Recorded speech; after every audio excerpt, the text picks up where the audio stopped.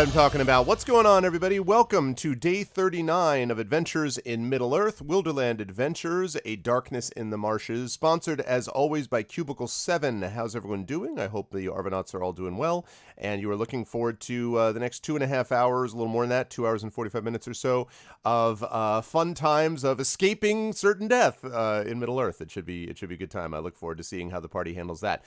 Before we move any further, though, let me remind people about the ways to support the stream. If you have not done so already, please follow the channel. That is always appreciated. If you haven't done so already, please make sure to tweet this channel out. Please retweet it if you can. Thanks for those of you who already have done so. Exclamation point ARV tweets will get you over to my Twitter where you can follow me when I go live. And exclamation point tweet will allow you to retweet the stream. Yeah, nobody ever tells you about certain death and then it happens. But yes, we will see if they manage to escape it. I'm sure they will do their level best. But exclamation point tweet will allow you to retweet the stream. And again, that's always helpful because it allows us to get beyond just the Twitch community to other folks that might not know about this wonderful thing we do over here and can learn and join and become part of our little family. Exclamation point tweet for that. Exclamation point ARV2 will get you to my YouTube channel where you can check out past broadcasts of the stream. Exclamation point ARVcord will get you over to my Discord where you can hang out with the Argonauts in between streams. Exclamation point ARVshop will let you check out the merchandise area of the site, and that right now just has Infinity and Beyond stuff. I see Rob in chat, so Rob knows all about Infinity and Beyond, but we are also going to be putting up other things as well, including hopefully AME stuff, and also Esper Genesis and Assignment Impossible and things like that. So please make sure to check that out if you can. You can get cool shirts and hats and other merchandise of various kinds and descriptions. So there's that going on. And then you've got the other two major ways to support the channel financially. First of all, the Patreon, exclamation point ARVtreon. That will allow you to support the stream. You can get inspirations to inspire these and other groups of players throughout the month. You can get copies of one of my band's 3 albums. You can get various, you can get an epic poem or character background written about you, critiques of your writing, different things. So plus the channel gets stuff as a whole as that number goes up. And last but certainly not least, of course, that sub button. We are right now sitting at about 56 subs. My goal by the end of the year is to get up to 80, so we are well on our way, but subbing to the channel is always appreciated, and also allows you access to those awesome emotes that Aradinel was showing off, the gold get hyped, the gold quill at the $9.99 level, etc., etc. So, what's up, Shadow? Good to see you, man. So that is what's going on with that. Schedule-wise, we've got Adventures of Middle-earth today, day 39, as I said. At 4 o'clock Eastern today, I will be over at GOG for Pen and Pixels, as per usual, and I will be continuing my playthrough of Thronebreaker. On Friday, now, I do want to mention that I think still that we're going to be doing Friday for Esper Genesis, but there is a possibility that might get shifted to Saturday, mostly to accommodate a schedule conflict. So it will either be Friday or Saturday, and I will let you know as soon as possible, but it will be one of those 2 days. The other day that we don't do Esper Genesis will be back into Bard's Tale 4, Barrows Deep. It's been a few weeks since I've been able to get back to that, but I'm looking forward to continuing my playthrough there. And also on Saturday, coming up is Masters of the Dungeon this time, and it's debuting our new regular, Chelsea, Little Red Dot, who some of you may know here before. She's actually been a guest on that show, and she is, of course, a member of Assignment Impossible. So she is going to be joining myself and Dave, the digital DM, as we continue through the world of discussions of dungeon mastering and things like that. So that's going to be happening on Saturday. And then next week, we have got the Chat Chosen Game of the Month, and then more Thronebreaker, and then we'll be closing in on wrapping up the week after that. So it's going to be very busy. Now, I do want to make one other announcement very briefly, which is I have a big show coming up with lots of different publishing announcements.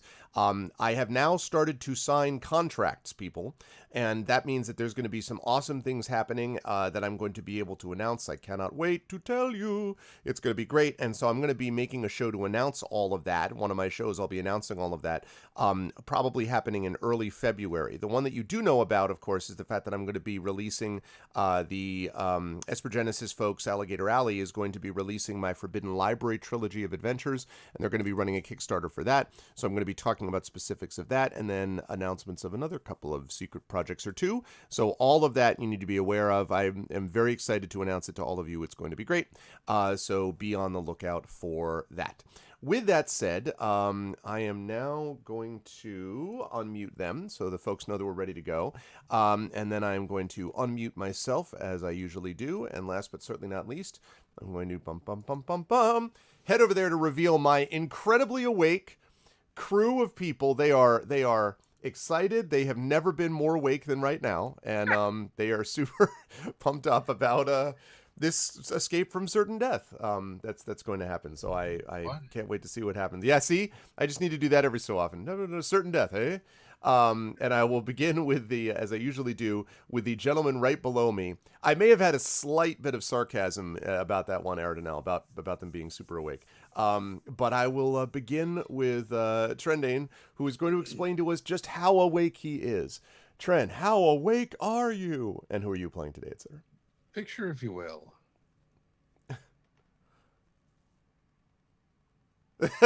Yeah.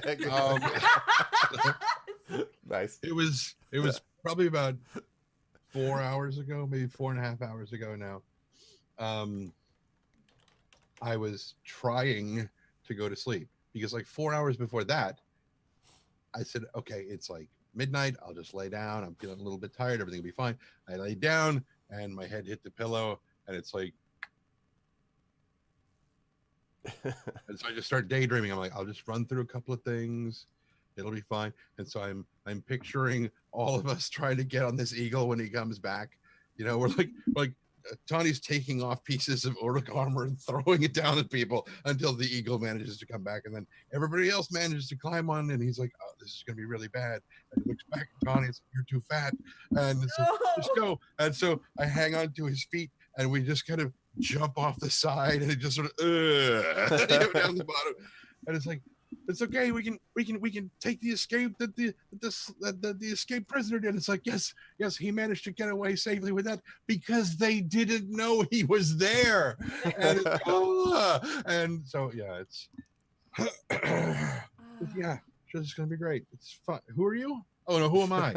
I'm playing the aforementioned sort of, but not really, Tawny Bear, the Hearthminder, which is why I'm wearing my Bare Necessities yes. shirt. As I always do now. I've got my Infinity and Beyond shirt for a regular D&D game, and I've got my Bare Necessities of Life. It's like Bare Facts of Life. That's not what it says. Bare Facts. Tired. Anyway, yeah. Should be hibernating. Should be. Yeah, that would be. That would be good. Should be hibernating. Yes, that's a great idea. Thank you. I'll just be over here. I am looking forward to seeing Trent stay awake and play with us. I am pleased that at the very least the adrenaline rush, you should be plenty awake by the end of this, having tried to escape certain death just in time to want to go back to sleep. So that'll be perfect. Right. Yeah, I was going to say, right when I'm ready to go back to sleep. Good timing. Moving right along, we should have Will with us, and I'm expecting that Will may also be leveled by the I'm tired disease, is my guess. Are we leveled? Nope, not yet. Oh, man. nor are you on the level ground. You're on a roof. But I am looking forward to seeing how things happen with Will, and Counter Roleplay should be here. Although if any of you see here, tell him to get over here. I have sent him a message. I'm sure he's fine, but Will plays, of course, Robar Staunton, whose royalty was recently revealed. So he needs to not be like, all right, I've revealed that, and then go away. So we need to keep him with his royalty revealed, as he's got a lot of stuff going on. Just beforehand, we were talking about all the many quests these folks have, that all the glowing question marks that are still on the map, and so there's still a bunch of that to be done, and Robar is one of them. So we will have him back shortly, because otherwise Inga will be most displeased. And speaking of her, it is someone who is also super awake, and that's of course Terry Tunes is with us. Hi Terry, how are you? And is it true that you were also tired and exhausted, but for different reasons? I've been awake for 12 hours now, so no, it's just been a long day. I did take like a nap in between, but still tired, as you do. It's snowing, which is nice. No, good. Oh, just twist the dagger even more. We have snow here. Shut up. There are different weathers and just like hot and unbearably hot. No, it's been very, very, very, very, very cold today.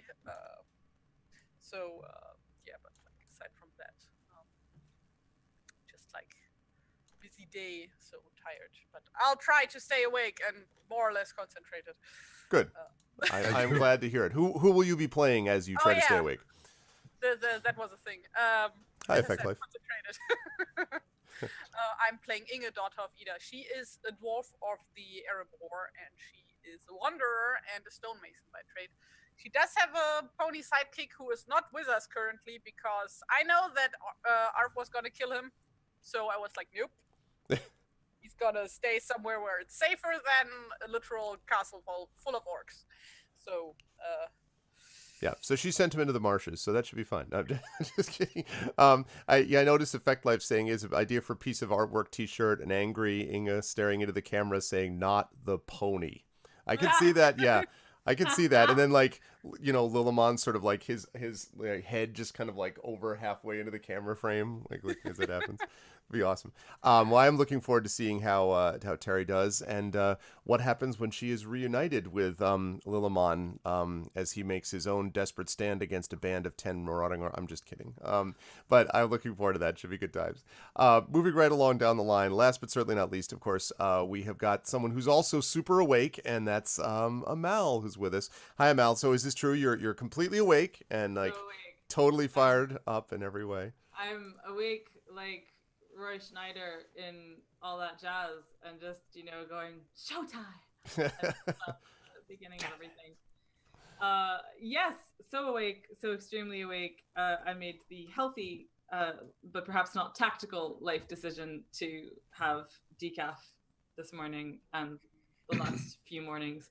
And it is great in as much as I definitely feel very peaceful and calm, and there's a bed in this room, and I could just anyway. So yeah, but no. More important than sleep and rest is I'm trying to not feel really dire about this situation, but I just I don't know. I have no idea how we're gonna get out of it. It seems a desperate flight indeed. So yeah. What else? It's cold here. It's very cold. I saw someone in chat, who was it, saying, Shadowed Mage saying it got down to minus 32 Celsius. I don't know if Shadowed Mage is in Ottawa or not, but that is the temperature that we had also. And for those of you playing at home with Fahrenheit, that was like minus 27, I think. Yeah, it's good. I usually love this weather. I do, in fact, presently love this weather.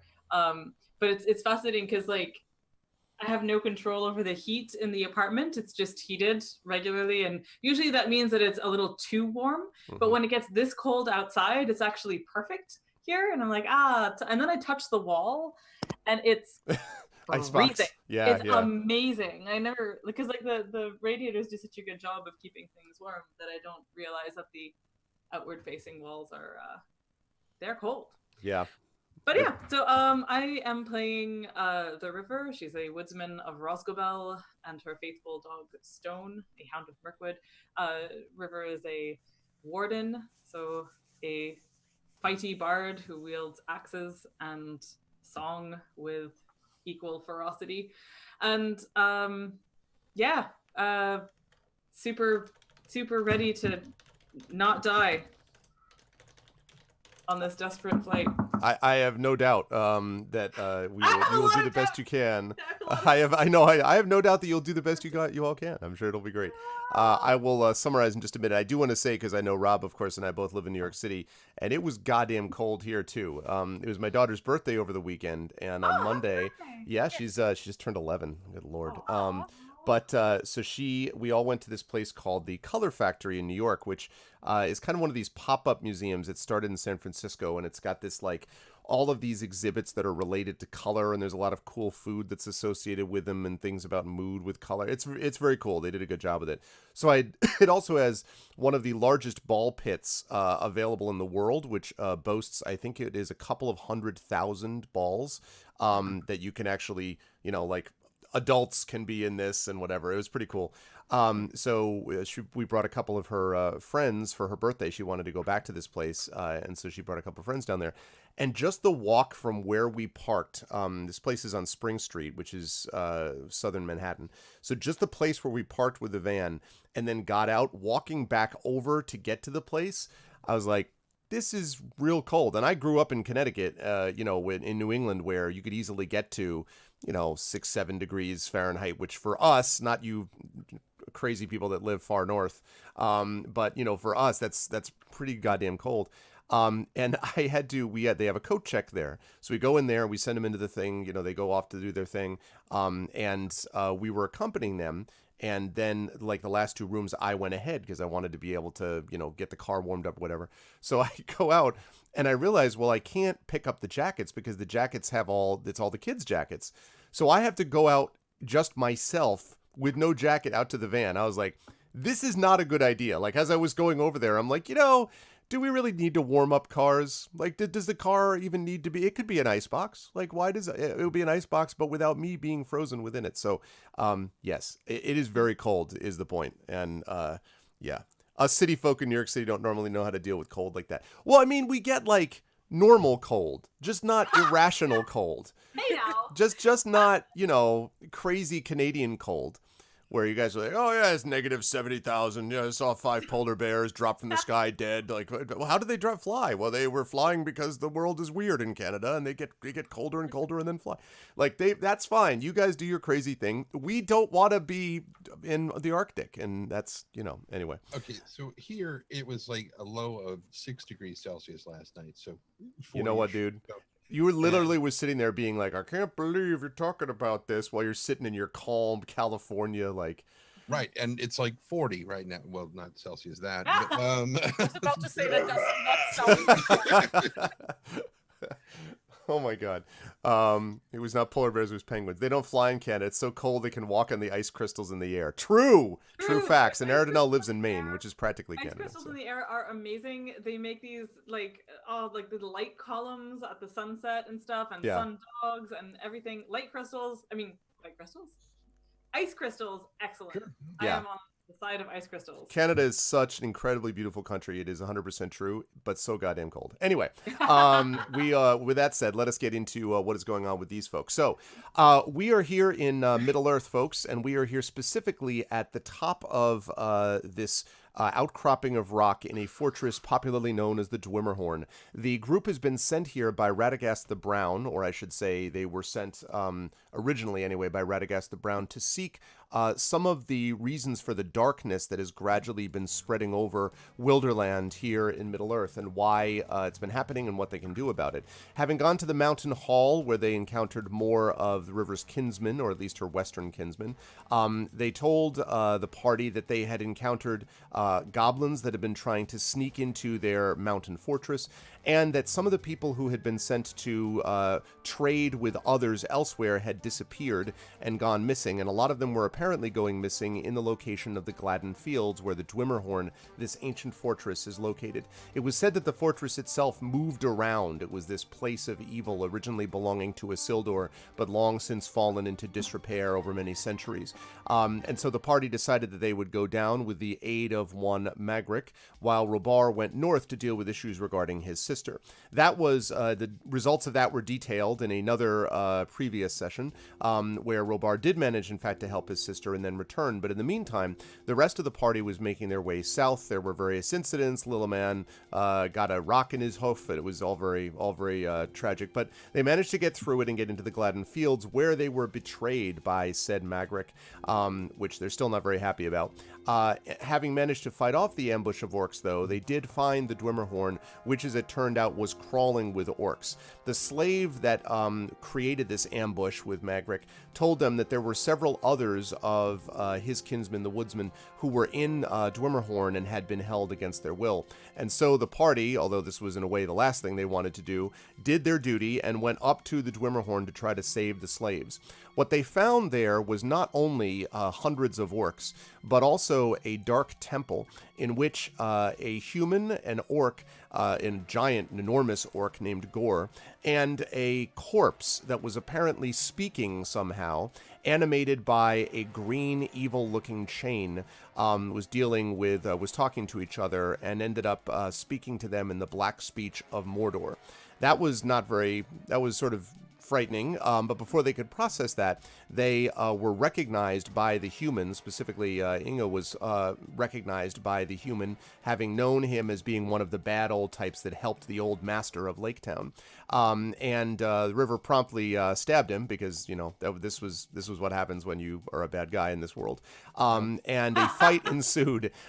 They managed to rescue some of the slaves, but only a few. Most of the slaves had already died or been killed, and there were only a few that remained. But the 3 slaves that were still living by the time they got to the roof of this chapel, they managed to get them off on the back of an eagle. The eagle took them off and headed back to back up to presumably Mountain Hall. But the problem was that the eagle could carry 3 slaves only because of 6 months or more of emaciation and starvation, something which the party, although I'm sure they wish that they could have sumptuous feasts all the time, do not count as. They are considerably better fed than these folks were. And so the eagle couldn't carry them, but it could carry the slaves. Fortunately, Robar had returned to them, revealed his royalty on the back of this eagle, and allowed them to actually get up to the roof. But as we are here, beginning our session, Tani and Robar and Inga are on the roof.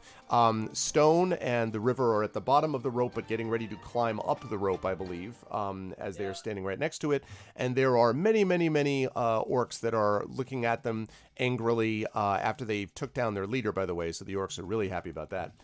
So they are, that's the situation that we find ourselves in as the party needs to figure out how to get the hell out of Dodge. And so with that said, I am going to now hand things back over to the party. We are, I actually think I took us out of initiative for the moment. But the question is what the party wants to do now. So right now we've got River and Stone at the bottom and the top 3, Tani and Robar and Inga on the roof. What do you guys want to do? Is anybody close to River? Like anybody trying to attack her directly or something? Well, yeah, there are orcs that are coming in. The orcs were sort of thrown back when Robar revealed his royalty, Yes. but they are now basically like, they're starting to turn back towards you. So she has very little time to react. Yeah, actually, my thought was rather than trying to climb the rope. Oh, yeah, you should do whatever you want. Yeah, wondering if we should just make a dash for the way that we came in, and the only problem is I don't know. I don't know how much that would like lead. Oh, we can still see this the enslaved people escaping on the eagle. Yep. Try not to think about it. Yeah. Um, But yeah. Sailing. Sorry, just as they fly away.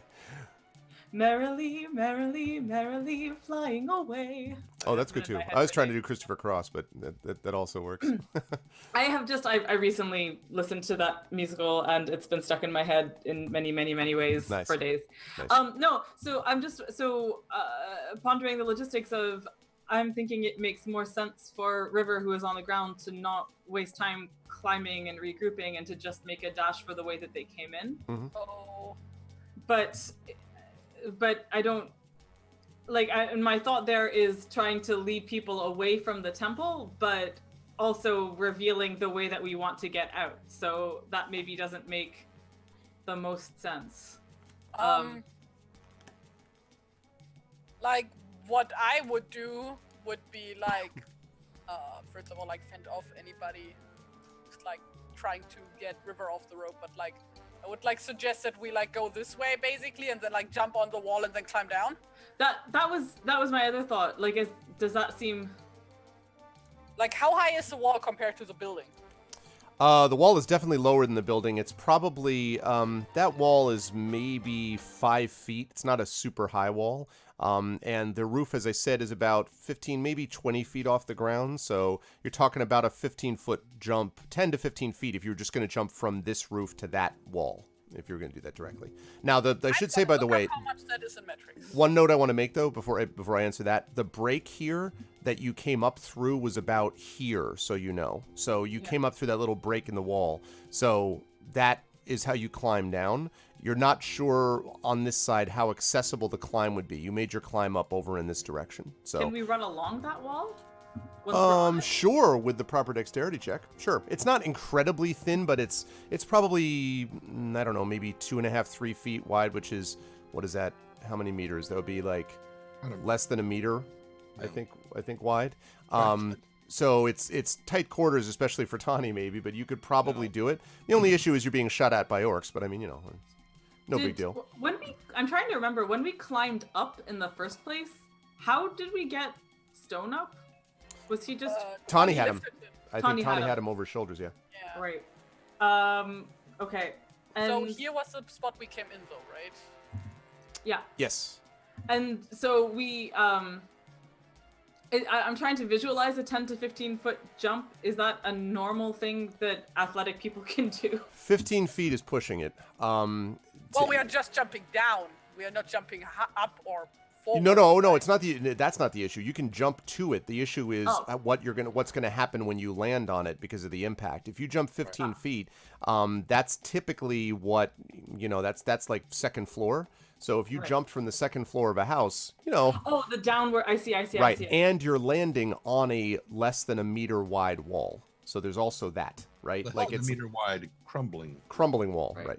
Well, Yep. I get out my pogo stick. Yeah, exactly. Is, This is where Inga tells me about her little known my backstory talks about the many times I jumped 2 small walls as a child. But Is yeah, other there- than that. Oh, sorry. Go. Is there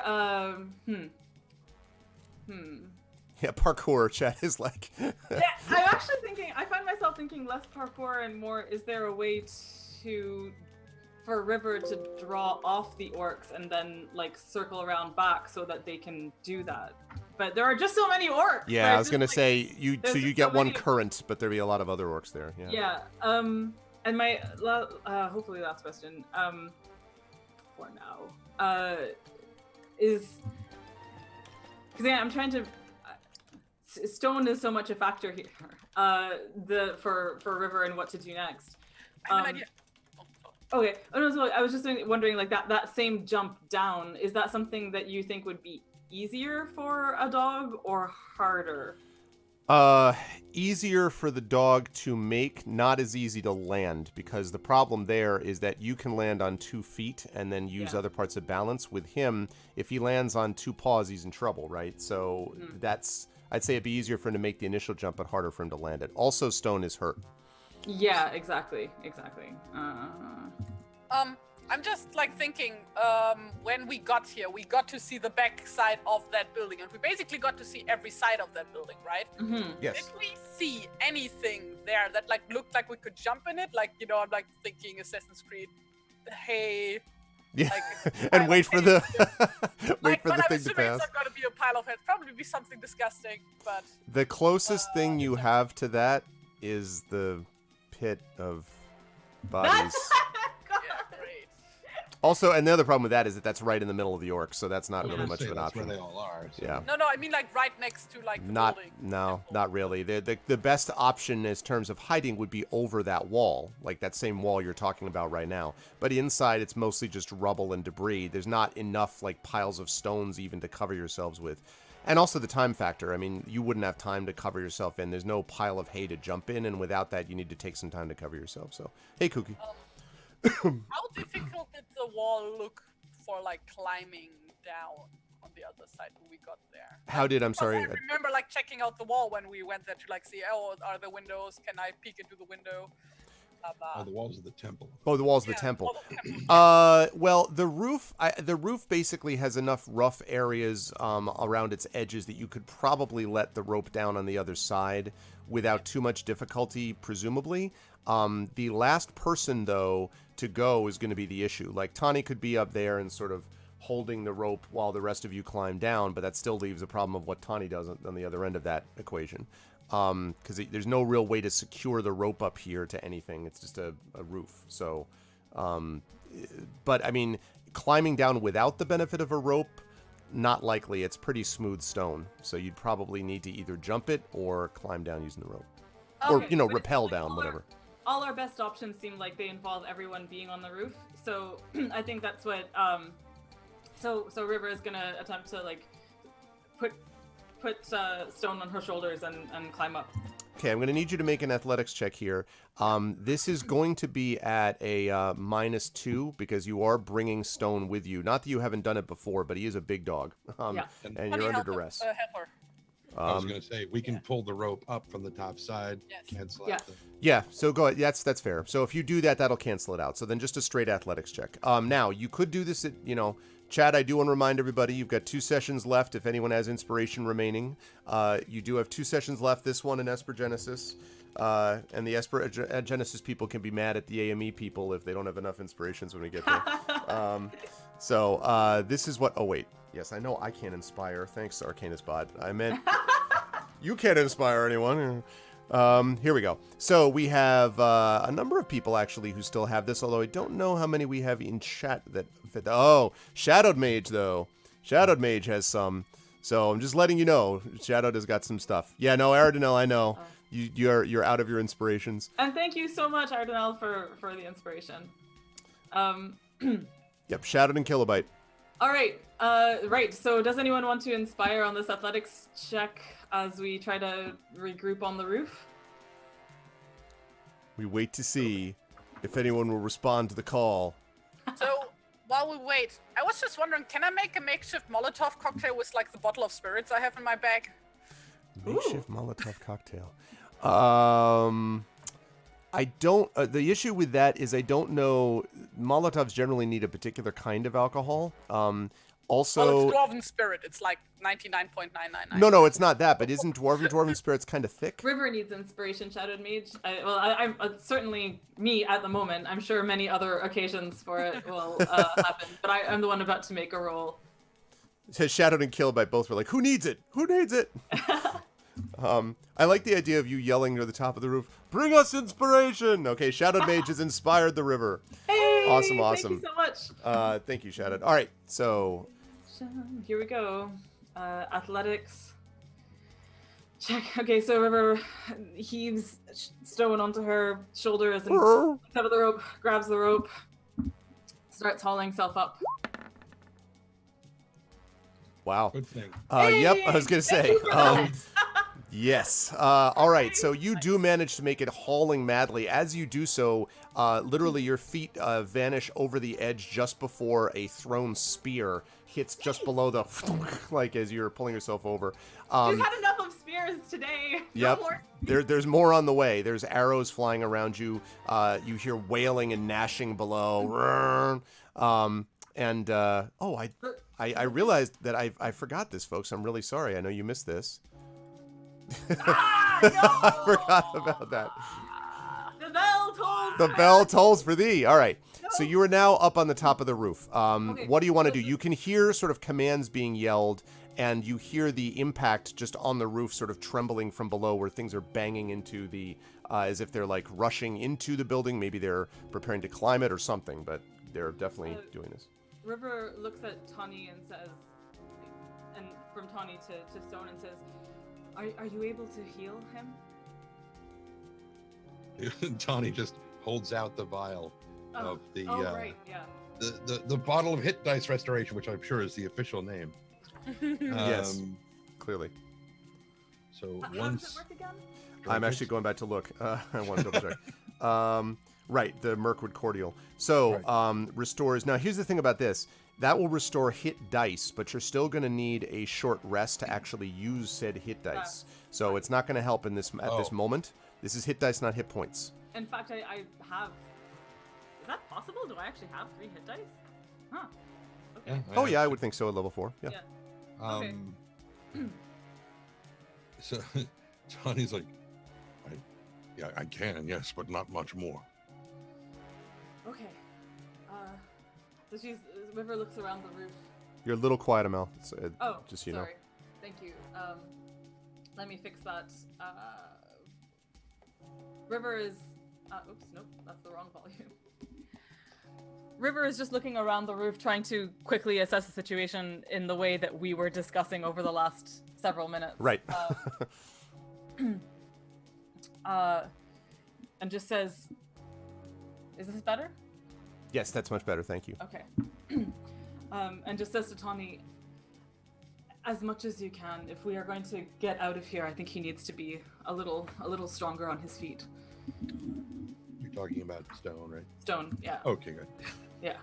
And so Tawny looks around and nods and walks over and does his thing with Stone, and thereby restores 10 hit points. Wow, that's back up to full. So you see his wounds sort of clear. His fur is still matted with blood, but you can see that he's now, his paws, his leg seems fine again. He kind of nuzzles up against you, Tawny.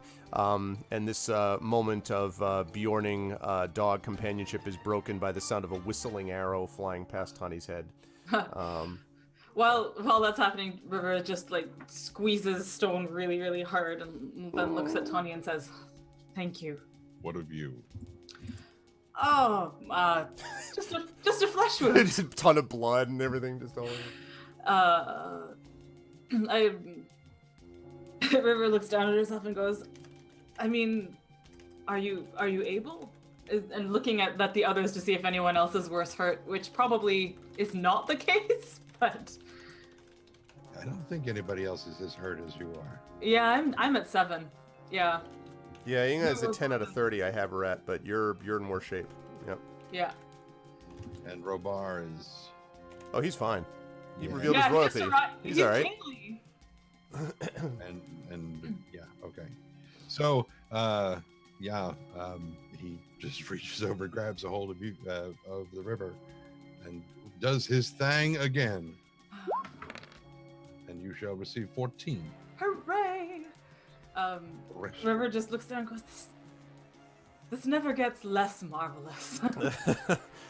How are you doing on healing left over, by the way, Tawny? Oh, I've got one left. You got one. Okay. Thought so. Just want to make sure. So I can use it on Inga. Well, how worse are you off though? I'm only down 7 points. I've got Oh, 23 okay. out of 30. Yeah, I'd appreciate it. Okay, no problem. Last one. Here we go. 16. Hey, thank you. Nice. Almost Nice. back to full. Very good. Okay. As you sort of share this moment broken up by another arrow flying past you. Stop it! All right. How Another are arrow we goes getting by. out of- No! As it goes past you. River is looking around and says, "We need to get back to the break in the wall, but we need to get off this roof first." We What do you should think? get to the other side of the roof, get down Tawny first, and then he can like catch us. But like somebody needs to create a diversion. And Inga is like already has a bow out and starts shooting at the orcs. Okay. Are you the diversion? I'm the diversion. Yeah. All right. All right. Let's do this. So, River looks around, basically remembers that same thing about the corner and the wall and stuff. So, Okay. runs over to the corner.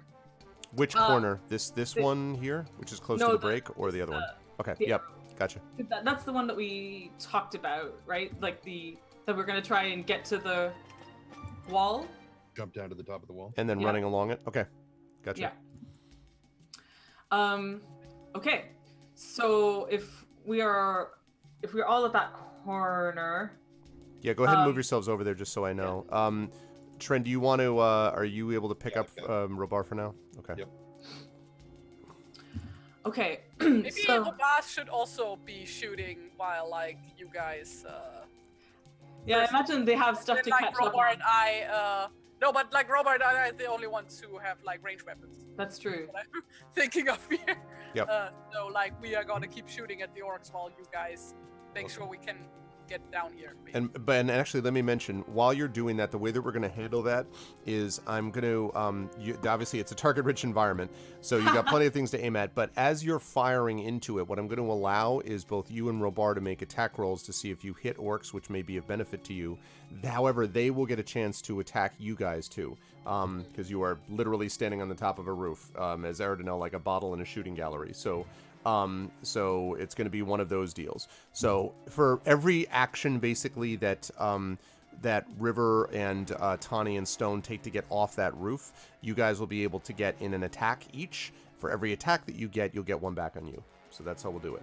So assuming that you're starting off with one of those distractions, why don't you and Robar both make those attacks? I'll make the attack back on you, and then River and Stone and Tani, you can do what you wanted to do next. Okay. Okie Cool. does 13 hit? The 11 is going to miss from Robar. The 13 will hit, yes. 4. Okay. That actually strikes right into one of the orcs that kind of falls backwards. Doesn't die, but it sort of stumbles back into its companions. And then sort of a couple of others point up there. You can see that someone is barking commands behind them, and it looks like it's actually the human that the river previously stabbed, who is looking up again. His arm is bandaged and kind of demanding arrows be fired and attacks be shot. The first one goes way over your head, critically missing you, Inga. And the second one, though, is probably going to hit Robar. That's going to be a 19, which I think is going to hit him. Okay. That is going to do 5 points of damage. So, into his shoulder. Okay. All right. Now you three will get a chance to, River, Stone, and Tani, you will get a chance to act. Okay, so River looks at Tony and says, "Okay, we have rope, we have distance. If you go down first, do you think you'll be able to catch Stone if he leaps?" You want me to jump to this wall? And Or no, you can climb down. I can hold the rope up here while you climb down. But it's the catching I'm worried about. So we're not catching on the wall. Yes. I thought the way I'm visualizing this is it's a shorter drop to the wall, right? Arav? Then to the ground. Yes. Then to the ground. That's true. Yep. So, and if we make it to the wall, then we'll be able to run along the wall to the gap. Yes, you will need to make a check when you're on the wall to run along it, but it won't be a difficult one. However, getting onto the wall, as I said, will be harder. Sticking the landing, Alternately. If I may. Yeah. Maybe it might make sense for Tony to get on the ground first, then he helps everybody else to get on the wall right away, and then we pull him up behind behind a us. 5-foot wall. He can easily. Oh, of course. catch and Okay. put people Yeah. up there. Very good point. One Very point, good that's fine. That's a good plan. One point I want to mention, though, Tani, you will be exposed to attack down there. I'm just letting you Right. know that. Okay. Well, but wait. In that case, if we're doing it that way, does it? I'm just wondering, my thought of what the benefit is of getting to the wall is that we can get there faster than to the ground. Is that correct? Yes, I would say that's true. Sure. Because I'm just trying to see what is the benefit of us being in this corner to do this versus just climbing down at this other corner and making a direct run for the brig. It's the larger gap to the ground, and also the fact that that is more exposed to orcs than this corner. You can see there's fewer orcs. There's almost like a natural choke point there where the orcs would have a harder time getting through. I think that's the basic idea. But Fortune favors the bold. Let's go. All right. Fortune favors the brave. Can we do the Aida? Because that's the best. I love that song. Anyway. All right. Okay. Okay. Yes. Go All for right. it. So Tani's going to be down there first. Now, Tani, you're climbing down using the rope. Is that right, or are you jumping it? Who's hold? I mean, can River can hold the rope. With Stone healthy, I think you'll be able to hold it. You would not be able to pull him back up, but I think you can hold it there with the two of you. Okay. Yeah.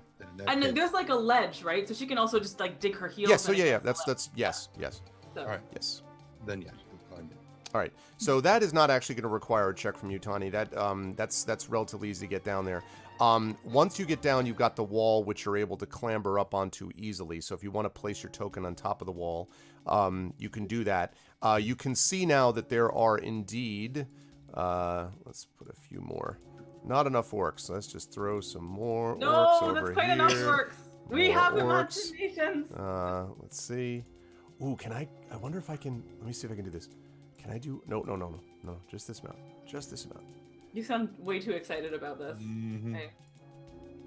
Does it work? Yes. Yes. I can add groups at a time. No! Huzzah! No! Roll 20. Ah! You get some orcs, and you get some orcs, and you get some orcs. Woo! I'm so excited at the number of orcs. All right. Dark joy. It's just the joy at being able to speed up, prep time. But I'm sure that this won't be a problem, and there's not at all too many orcs. Yeah, I'm sure it's fine. Anyway, some of those come running around the side. Actually, 3 come running around the side in their strange, crouched, loping way. And when they see you, and they kind of start running towards you, Tawny. They are still probably a good 60 feet from you or so you have time to operate. But as you're on the wall, you're like, oh god, like they see you and they're coming. Okay. Have Robar shoot that, like the guys that come up to Tawny. Yes, Robar can focus on those now, and so can Inga for that matter if you want. No, I want to do something else. Okay, once River and Stone have a chance to do their action, you'll be able to run and do that, and you'll be able to do what you want. Okay, so River is going to leap across first on the basis that way there are 2 of them to catch Stone if necessary. I'm sorry, say that again. I'm sorry. What? Say that again. River is going to jump across. Okay, gotcha.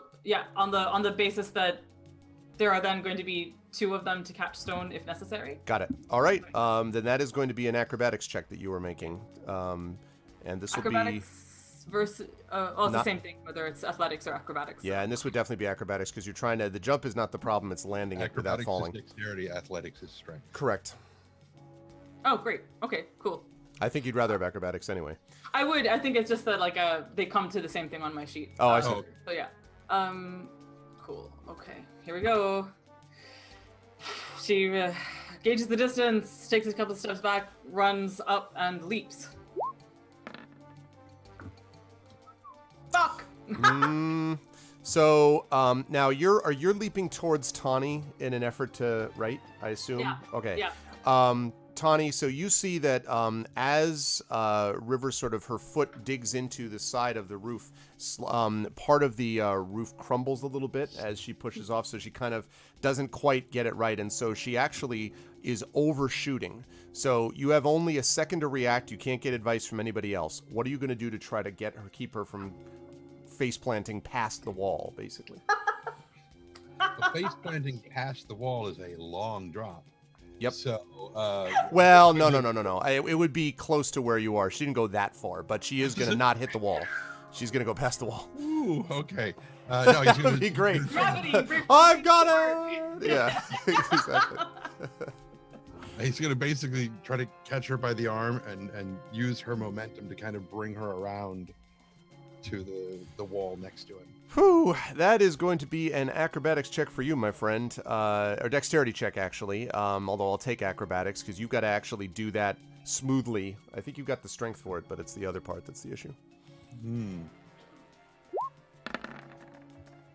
20. Wow, that's a good time to have that.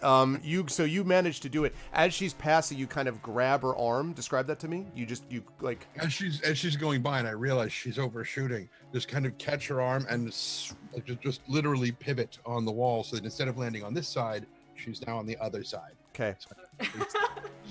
Oh. Yep, that was very impressive for anyone who saw it. So you're basically a little bit over here, I believe, now, River. She and you managed to put her down, literally ducking your head as a spear goes flying over it from one of these 3 orcs down here. That was. River just looks kind of astonished at Tawny, like, Don't ask me to do that again. Look back towards the orcs. He's like, I said, stop it! And the orcs are like, rah, and they seem to be no longer interested.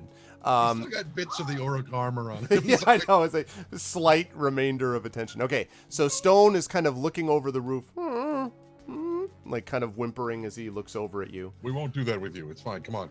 It's all right, Stone. You're much better at this than I am, and so is Tawny. So come on, we can do this. So he backs up a few steps. You see his head disappear. And then there is a moment where in the late afternoon sun, you can actually see his body extended, the sort of sun catching his fur as he leaps over from the roof over to you. I need him to make a dexterity check. I don't think he's got acrobatics, but I need him to make a dexterity check for me. And then we will see. The first thing that came to my mind is the scene in Watership Down where General Woundward is leaping. Oh, God. Oh, my God. That is such... Dogs aren't dangerous. I still to this day think that General Woundboard is one of the great characters. God damn it. So no. good. So he Okay. does the same thing. So he also, now he pushes off. He doesn't really stumble this time, but he maybe doesn't know his own strength. He's determined to make that jump. And so as he's coming towards you, you see that his back two legs are already over you, like not the way you want. So he's jumping towards both of you. I think probably, River, you're closer to what he's jumping to because he's going to naturally go towards you. So you're going to have to do the same thing basically Tani just did. Alright. So you're going to need to make a, for you, you can make an acrobatics check. Now, Nonstop has shown up and he says he's got a lifeline. If you want to ask him to inspire you. All right, yes, please. All right, so Nonstop, do you want to inspire River before Stone goes flying off to his perhaps uncomfortable, not so good injury as he plummets hundreds of feet to the No, ground? it's okay. If River doesn't catch him, Tawny's bringing his staff around to knock him back down to the Just ground. like Nonstop has inspired the River. Oh, Nonstop, look at this. Thank you, guys. All right. Thank you so much. Here goes. All right, so River's like, ah! and reaches out to do exactly what Tony did for her. Hey. Hey! So Grabs manages, yes. So you manage to kind of grab just like his between his sort of grab his tummy and like before he heads out, and he's a heavy dog, so you're like but Tawny's able to steady you, and so you keep him. And there's one moment that you see where his nose was just sort of tipped out a little bit over the open air, and then you pull him back, and Stone is like looks, but he is unharmed, and is now down on the wall next to you. Nice work, Nonstop. Oh my God, you guys! All right, thank you so much. Are you awake now? Yeah, I have tea. I have tea now. I have tea. Now, I'm going to jump back over to Robar and Inga. Robar, you'll have the chance to act first and then Inga. So if Robar, do you want him to be firing at the, like, what do you want him to do, Tani, since you're I think he would basically tell Inga, go. And he would take another. That's how he'd say it, too. Yeah. Say, wait, you haven't even said thank you. And you'll never have to. Right, exactly. It is what I do that Where were defines the other me. dwarves going? Get out of here. It's not who I am underneath, but what I do. All right. Yeah, Inga's just like, not before I have shot that guy, and like Inga shoots at the human dude. That's who's down exactly there. what Robar was about to do. Okay, well, Robar gets to do this first. Are you shooting at the human? Come on. Okay, go ahead and fire at him. Robar to, like, Let me well, listen switch here, he doesn't get the cool moment, okay? I think you both fire at the same time, but as his arrow is about to hit, yours hit first. He's like, Right, there's beats it over there. Yeah, exactly. The little experience point number appears above your head. Like, Natural 20. wow. All right, let's see the max damage. Great. He turns back to you. I'm So Batman. the max damage. All right. 8 plus 2. Well, he'd be max damage anyway, so So yeah, that would be 8 plus 2, which would be 10. I have no idea what the thing. Okay. Oh, it's 8 plus 4, so 12. okay. Yeah, anything else for that? So sort of hits this guy. So he cries out in pain. He staggers backward, hits him right in the chest. He falls backwards onto his back. Now you can still see him kind of stirring, but he looks extremely hurt.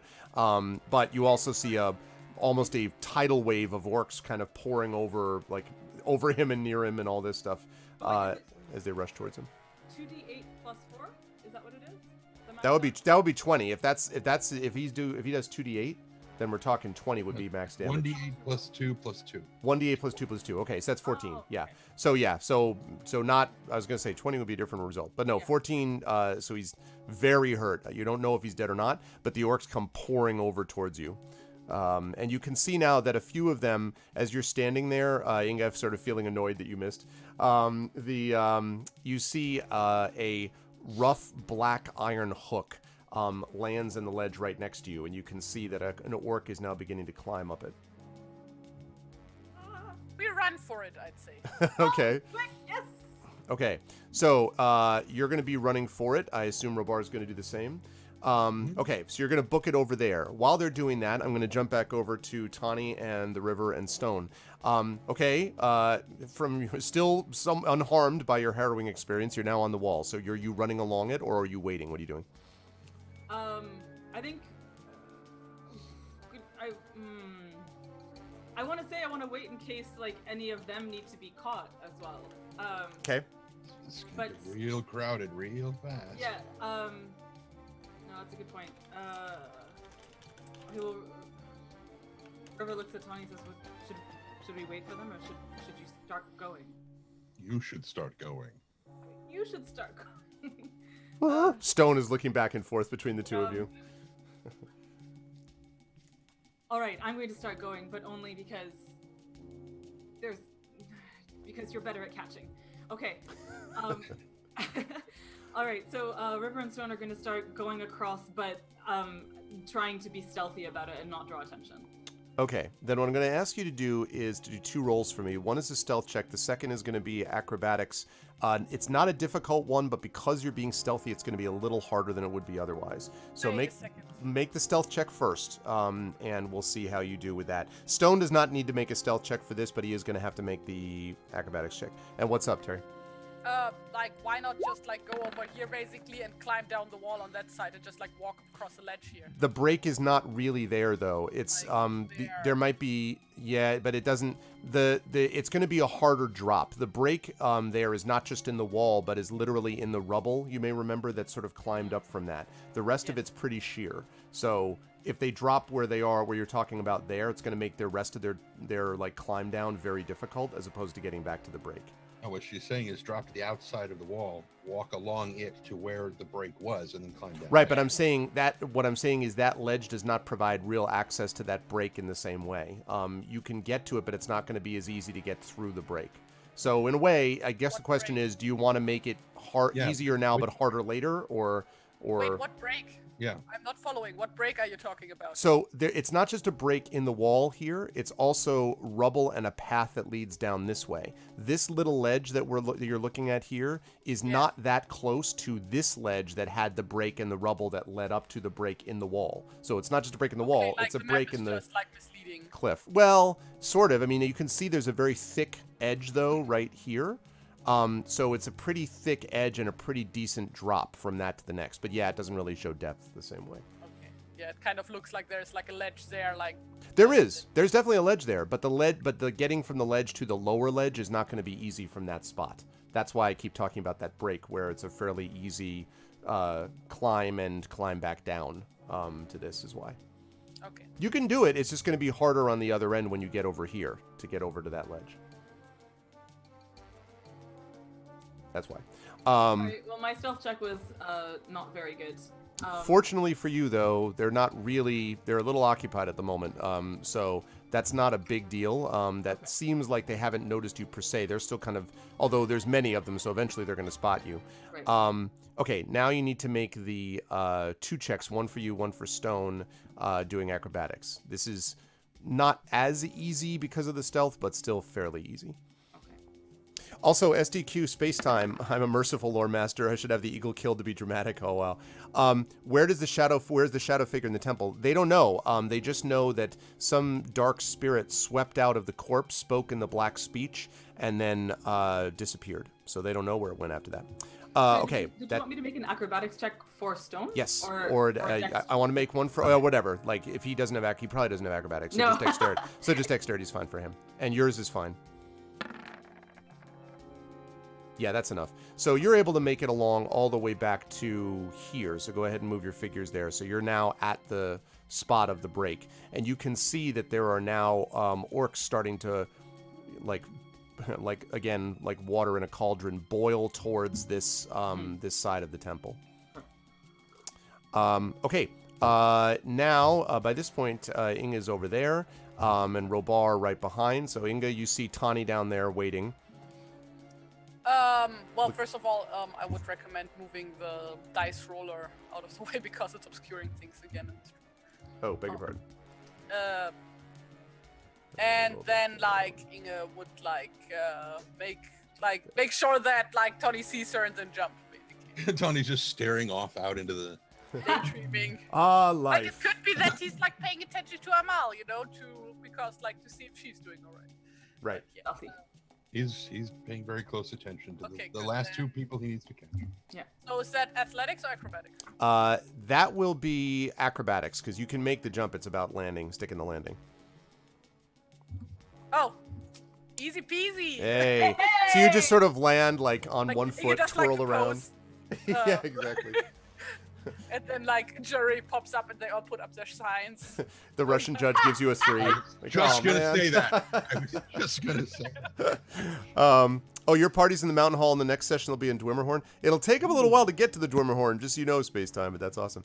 All right, Nonstop says a 9 out of 10. All right, you stick the landing, no problem. And you see that there's a lot of, like, sort of crumbled little rocks around there, almost as if you're like, someone else, like, you know, had trouble getting down here. You don't know why. I mean, it was fine. There's no problem. Okay, and Robar arrives a second later to the corner. Again, these orcs now are coming in, and you see more coming up behind them. And Robar kind of looks down at you for a moment, and then, I assume, makes the jump, Tawny. So, okay, so go ahead and make an acrobatics check for him. 7 from the Canadian judge, 9 out of 10 from the main judge. Yeah, Damn. but it's a metric 7, so it's different. Oh, that's true. So it's actually 75 in regular. 19. Okay, 19. Yep. So again, he lands with no problem. As long as it wasn't a river he was trying to cross, this is no problem at all. So it's a good thing the river actually moved, or this could have been very psychologically problematic. Exactly. All right. Oh, that's the problem. That's the reason he always rolls badly with the party. You need to Rivers change your are a name. Problem, and he's traveling with someone called the river. Oh, Why no. have you changed your name to the desert? I don't know. It just seemed like a good idea to. Okay. So you land. Robar lands safely on this wall. Okay, and again, arrows go flying past you. All right. So now all 3 of you are going to walk along. So I need all 3 of you. Are you being stealthy here, or are you just booking it at this point? Did the orc see us? Well, yeah. This set of orcs now has Like, seen so the there's like no point of being stealthy if they I don't wouldn't think know. so. Not this set. I mean, maybe the orcs on the other side haven't yet, but I mean, seems unlikely.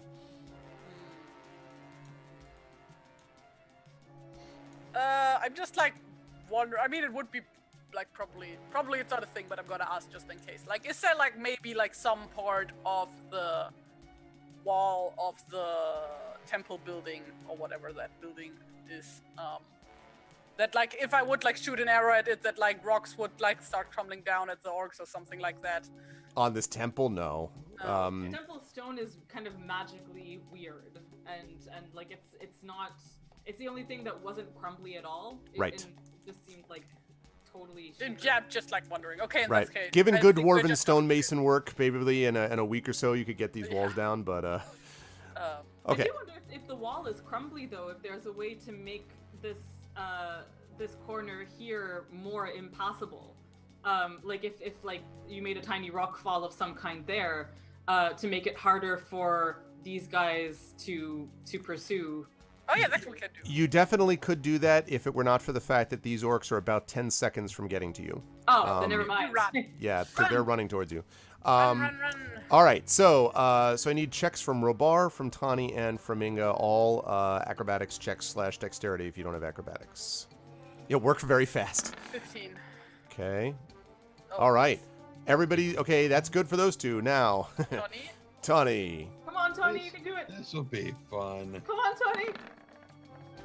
4. Yeah. So Tawny starts running this way, and then Tawny, you're too big for this, and the wall crumbles, and you end up basically falling here. Now I need you to make a dexterity saving throw as you fall off the wall. Oh my god. Which direction is he falling? Falls to the Inside. left. Yeah, inside. Good question. No, he falls to the I mean, he inside. could just Natural 1. That's not good. So Natural 1. okay, so you face plant. When you land, you are going to take first of all 3 points of damage as you fall. The problem beyond that is the fact that the orcs now, as they come flying around the corner, not literally, but running around the corner quickly, see you and aim a couple of shots at you. 2 of them are going to get off shots. Let's see. I know Tony should have gone first. Damn it. First one is going to be a 9. The second one's going to be a 24. 24 misses, the 9 hit. Yeah, I was going to say, bizarro world. So you take another 5 points of damage as that arrow thuds into you, and you are now prone. Now, the rest of you see this, and you're already on the wall, basically like where the river and Stone are. But all 4 of you, 3 of you plus the dog, see this happen to Tawny. So Tawny is now, you're able to move. You just need to get up and move again. But what are the rest of you doing? Because the orcs look like they're going to be upon him soon. River just fucking books it towards him. Okay. But like for a second, just saying, she just looks at us and say, "Take Stone with you and get going. We'll come in a second." And she like books it towards him. Okay. Oh, Inga starts shooting at the orcs. 15, 20, 25, 30, 40. I was going to start shooting at them as well. 5, 10, 15, 20, 25. Okay. All right.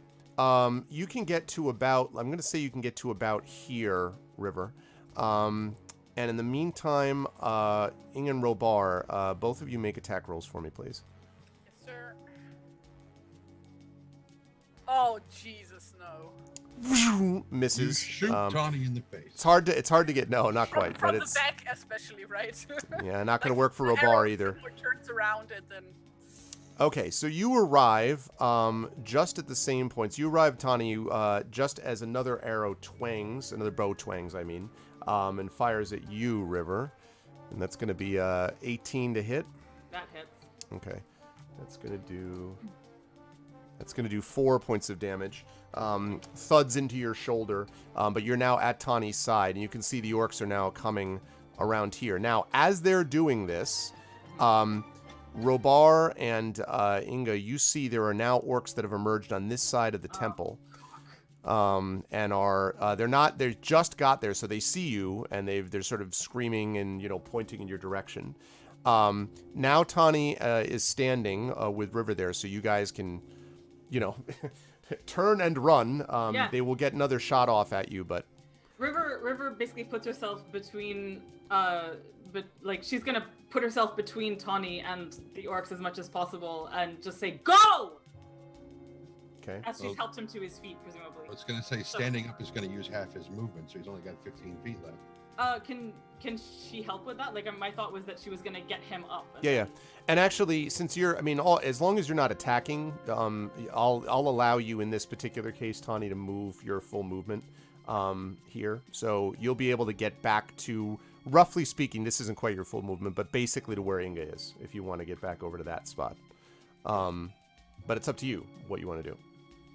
Yeah, he's going to do that, but he's basically going to get about here and be like, "Let's go," and he's not going to move too much further away. He's going to get to the other side of the river, but he's not going to go all the way. He's going to be like pulling her along with him. Okay. Sure. She's not gonna try and get mired in orcs, but she is gonna try and make sure that he doesn't get shot with more arrows. Okay. So yeah, she'll then follow and go back with him. I like that each one of you is like, "No, I'm rescuing you. No, I'm rescuing you." Okay, so you managed to sort of pull each other along back up here as these orcs come around here. So you've now got probably 9 or 10 orcs that are rushing towards you that you can see anyway. Tawny looks back the other way on the other side of the building. He's like, "Well, that's not good."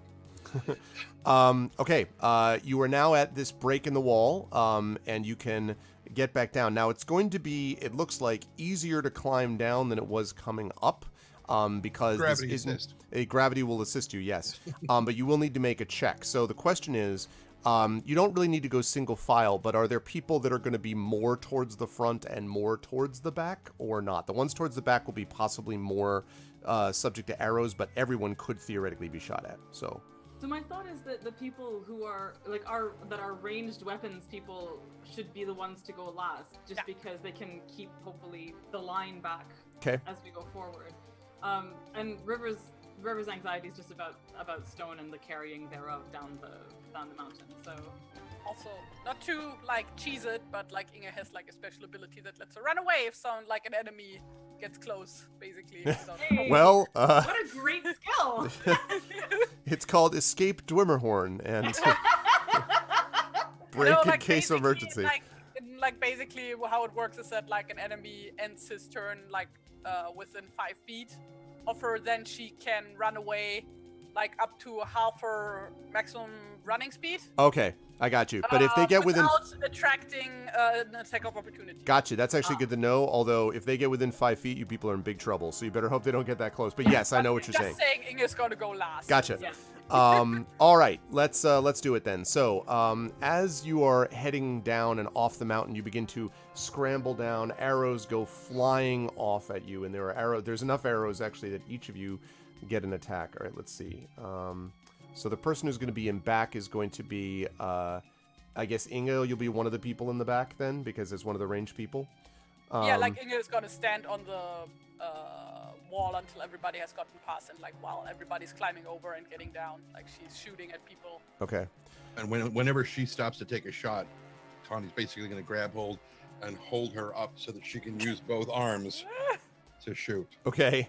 All right. So as the arrows rain down, Stone is missed, but everyone else is hit.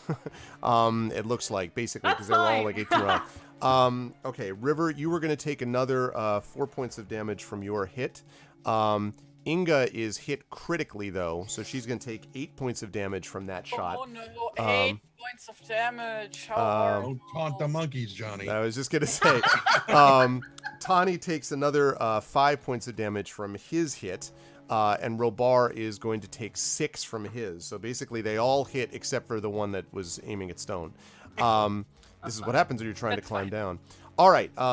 Now, I need everybody to make, please, an athletics check for me as you are climbing down the hill. This is not acrobatics. This is athletics, because you need to be able to hold on to the stone enough to keep from even, it's not sheer, but still, from falling down. Me too? Or do I, like, everybody? Fire on everybody, yeah, because I'm assuming this is happening in between those things. Okay, let's see. Athletics. Okay. Everybody makes, and actually Stone will need to make one too. So just strength. Actually, no, I'm sorry. Is Stone going on the back of Tawny? Right. So nobody needs to make a check. So everybody makes their check except Robar. And Robar actually ends up stumbling and slipping, which exposes him to another attack, which fortunately misses. Wait, where is Robar? He's behind the rest of you, not behind Inga, but he's behind the rest of you. But as he's coming down, oh, sorry, there it is. Never mind. He slips, yeah. Okay, yeah. So, but fortunately the arrow misses him. So you scramble down and find yourself at the bottom of Dwimmerhorn, in the sort of shadow of Dwimmerhorn. I assume once you get to the base, you're then like running away from it, like through the fields. Is okay. What a good assumption. So as you are running, you hear echoing from the top of the fortress, "Find them! Kill them! No escape!" And you hear this grinding as the iron portcullis gradually lifts up, and emanating from it is just this river of orcs pouring out of the thing and going down the regular path. River objects to the metaphorical use of her name. I was going to say, don't call it a river. Okay. A metaphorical tsunami of orcs. River is not of orcs. River is of Rosgravel. Sorry. Metaphorical, really wide, fast-moving stream of orcs is going down. And as the bell begins to fade a little bit, now the true escape begins. Okay. Before we move on here, I'm going to stop for a moment and say hi to everyone who just came in. Welcome to a very nice, peaceful adventure session with the Adventures of Middle-earth crew. This is day 39, Wilderland Adventures, A Darkness in the Marshes. We are sponsored, as always, by Cubicle 7, the maker of this game. If you like what you have seen and heard, please make sure to follow the stream. Please subscribe and support the Patreon if you can. And please join us for the conversation. And please spread the word about all of these wonderful people and players that you see playing. Yeah, exactly. The real escape starts now. Exactly. Okay. So now the way this is going to work is, as you reach the bottom, here is the sort of scenario. And actually, let me change the music up a little bit. Let's change this to. Let's see. Let's do this. Yeah. Okay, we've got Swamplandia. There we go. We got some battle sounds going on. I thought you were gonna go for the William Tell overture, to be honest. Yeah. It's just like dun, dun, dun, dun, dun, dun. That's more like what I'm talking about. Oh, that's pretty good. All right, here we go. So you are 90 miles away from Mountain Hall, and the nearest place you're going to find sanctuary in this area is going to be Mountain Hall. And I'll show you why. If you come over with me, join me, if you will, to Come along with me. Exactly. Okay, so if you were to go to try to go to the east. Here. Bye. Oh yeah, actually, let me just put Far let away. me put little let me put Lilimon exactly where you'll find him. So he's here in the river. No, I'm just kidding. No! Just Far joking. away. He's in the mountains. All right, you want him to be captured by the goblins? Right, No, he's that's gone fine. That's totally fine. Okay. Yeah, I could play some of the Lord of the Rings battle tunes and then get this VOD muted 6 ways to Sunday, Dragon. Unfortunately, I wish I could, believe me. Okay, so here's the scenario. You are at the moment, if you were to head east, you've got the Anduin to cross, and we all know what the deal is with that. Not to mention that you'd need to then get over and into Roscabel, so that's just probably not practical. You could theoretically head south, but heading south doesn't seem like, So, in all likelihood, the most likely escape route, although you guys can do what you like, is to head up back to Mountain Hall. If you're going to do that, it's 90 miles away, which means that you are basically going to be on what is essentially a forced journey. Usually, this journey would take about 7 days or so, which is about how long it took you to get down here. But you obviously are going to be driven by orcs that are running after you the other direction. So if you want, you have a couple of options. You could try to just do a regular march, but again, the orcs are pursuing you. You could try to do a forced march, which is kind of like what you did when you were heading back up to try to warn the Bjornings about that whole thing, which means the trip would only take you 4 days, but it would take a couple of con saving throws, and you run the risk of getting exhaustion.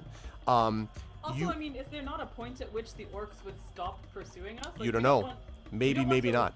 Lead them all the way to Mountain Hall, right? Like, you don't know how far they will pursue you. They certainly do not seem to be coming out of their, I mean, there's a lot of orcs coming just for send 10 orcs and call me in the morning. I mean, it certainly seems like they're determined to, get you one way or the other. Are they going to lose ground during the day?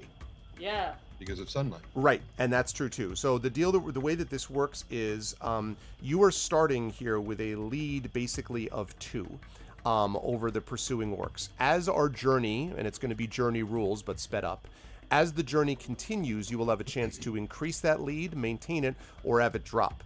If the lead ever drops to 0, then we got problems, and we'll have to talk about what happens if the orcs catch you. You, on the other hand, have to try to get somewhere, whether it be Mountain Hall or try to go over the Anduin or whatever, before they're able to catch up to you. But you've got to get to some place that would be of relative safety. So I will leave it now to the party to decide what they want to do, but the closest place clearly is going to be Mountain Hall, just so you know. So Mountain Hall is closer than Roscabel? Yeah, because of the problem is the passage of the river. In fact, let me but like, mile-wise, I'm curious. Yeah, that's true. It may be closer mile-wise. Let me see. Let's go over to the map at the beginning, which is not that one that I just put you on. Okay, here. Line must be drawn here. All right. Exactly what went through my head. All right. So you would be over here. We're over here. Well, but closer to, technically, Jormerhorn is here. Basically, you're equidistant between Mountain Hall and Roscabel. And you're here in Inga's face right here. All right. So it's still River's old token. Oh yeah. No, that's a new one, isn't it? No, that's like the sketch one. Oh, okay. So so you folks are right here. And Robar is over there also. Let me bring Robar down. Okay.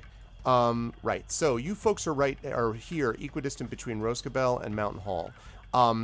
If you go to the north, you'll have to cross the River Gladden, but that's a much easier, because it's a tributary river, much easier to cross than the Anduin itself. If you go east, you've got to cross the river, and we'll have to head over the sort of top place of the East Nether Vales.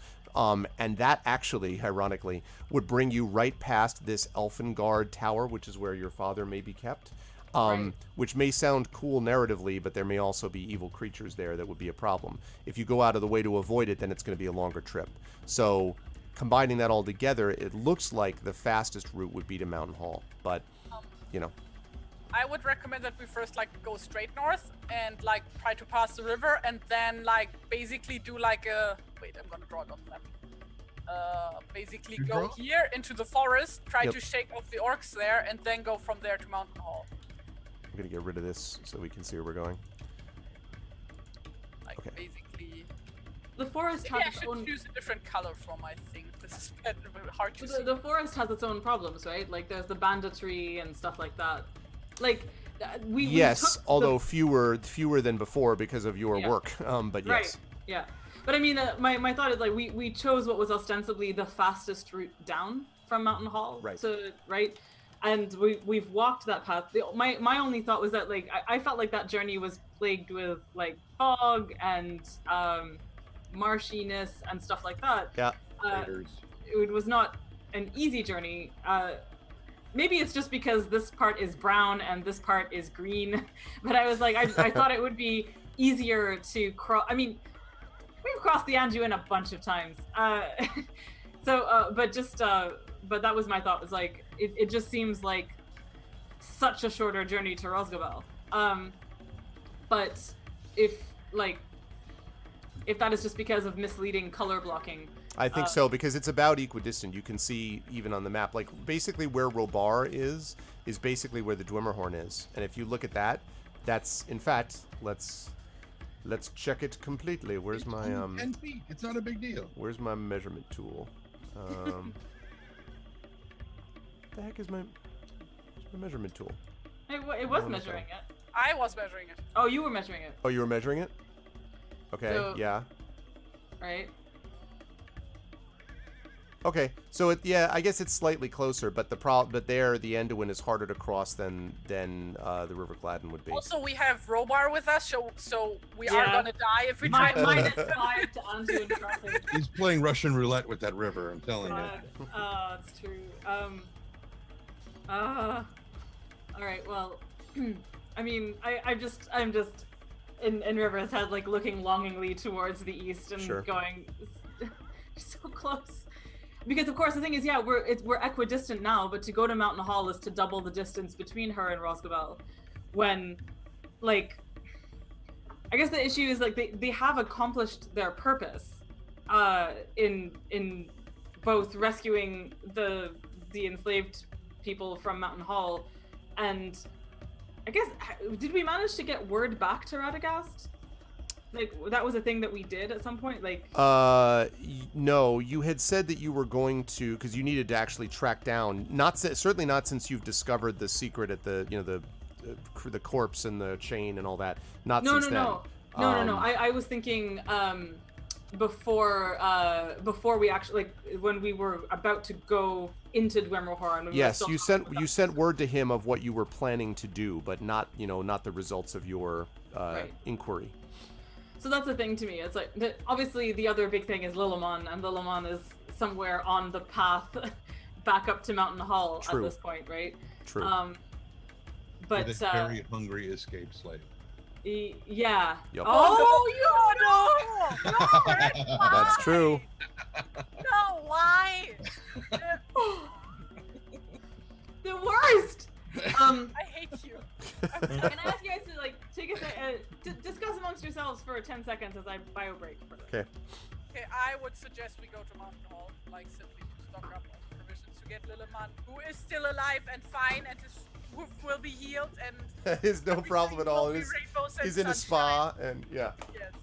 No, but also to make sure that like the people made it there safely. And also we can stock up on provisions there, and we might be able to like get horses for everybody, and then make it much quicker to Hospital. Yeah. And yeah, and then there's like the problem, like aside from crossing the Anduin, yeah, we would like get very close to that haunted elf tower.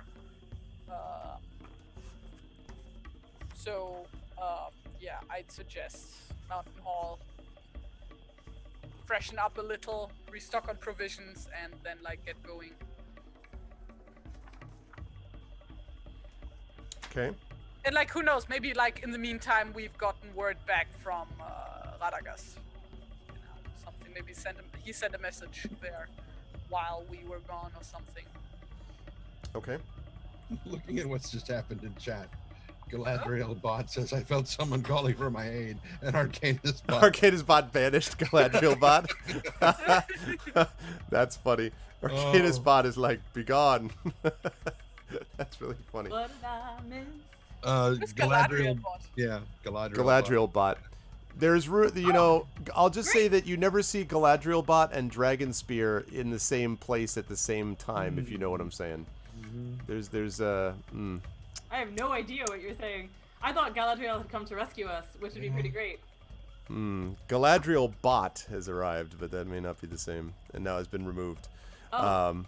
She has diminished and gone into the west, as they say. So just very quickly. All right.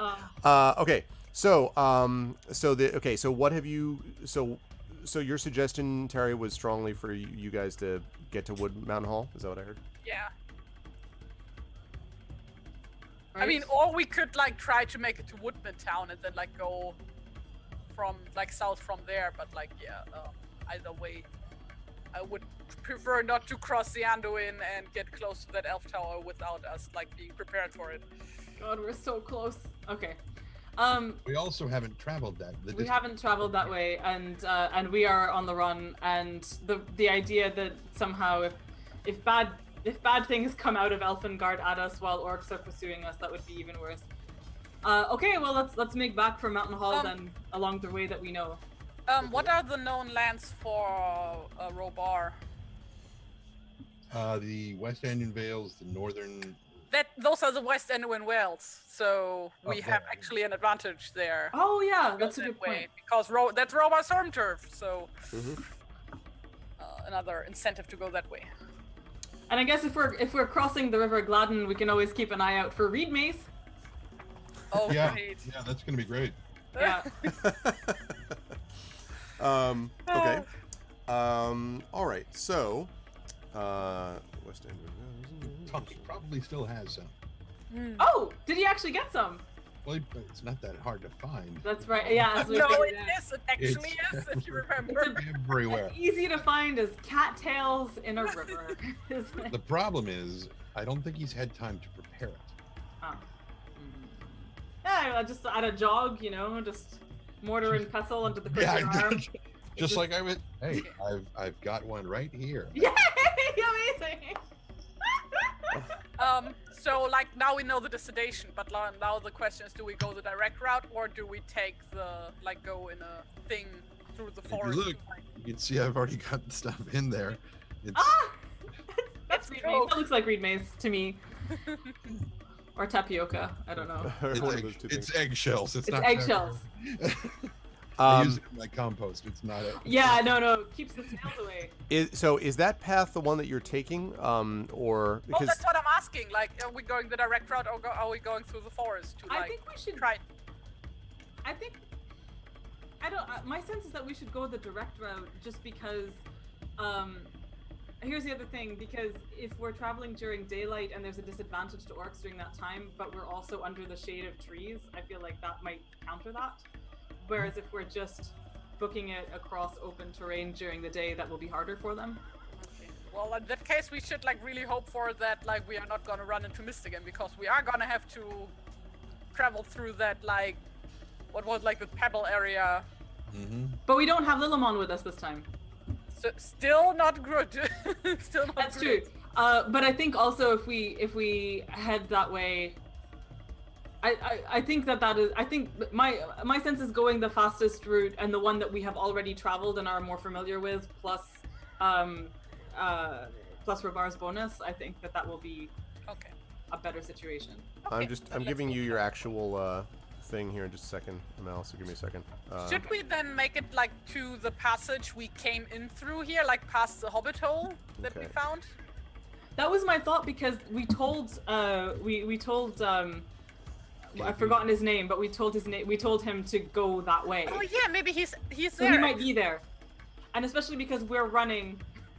I mean, I hope he's gotten a lot farther, because now that we've got all these orcs on our tail. As emaciated as he is, Lillimon could probably carry him.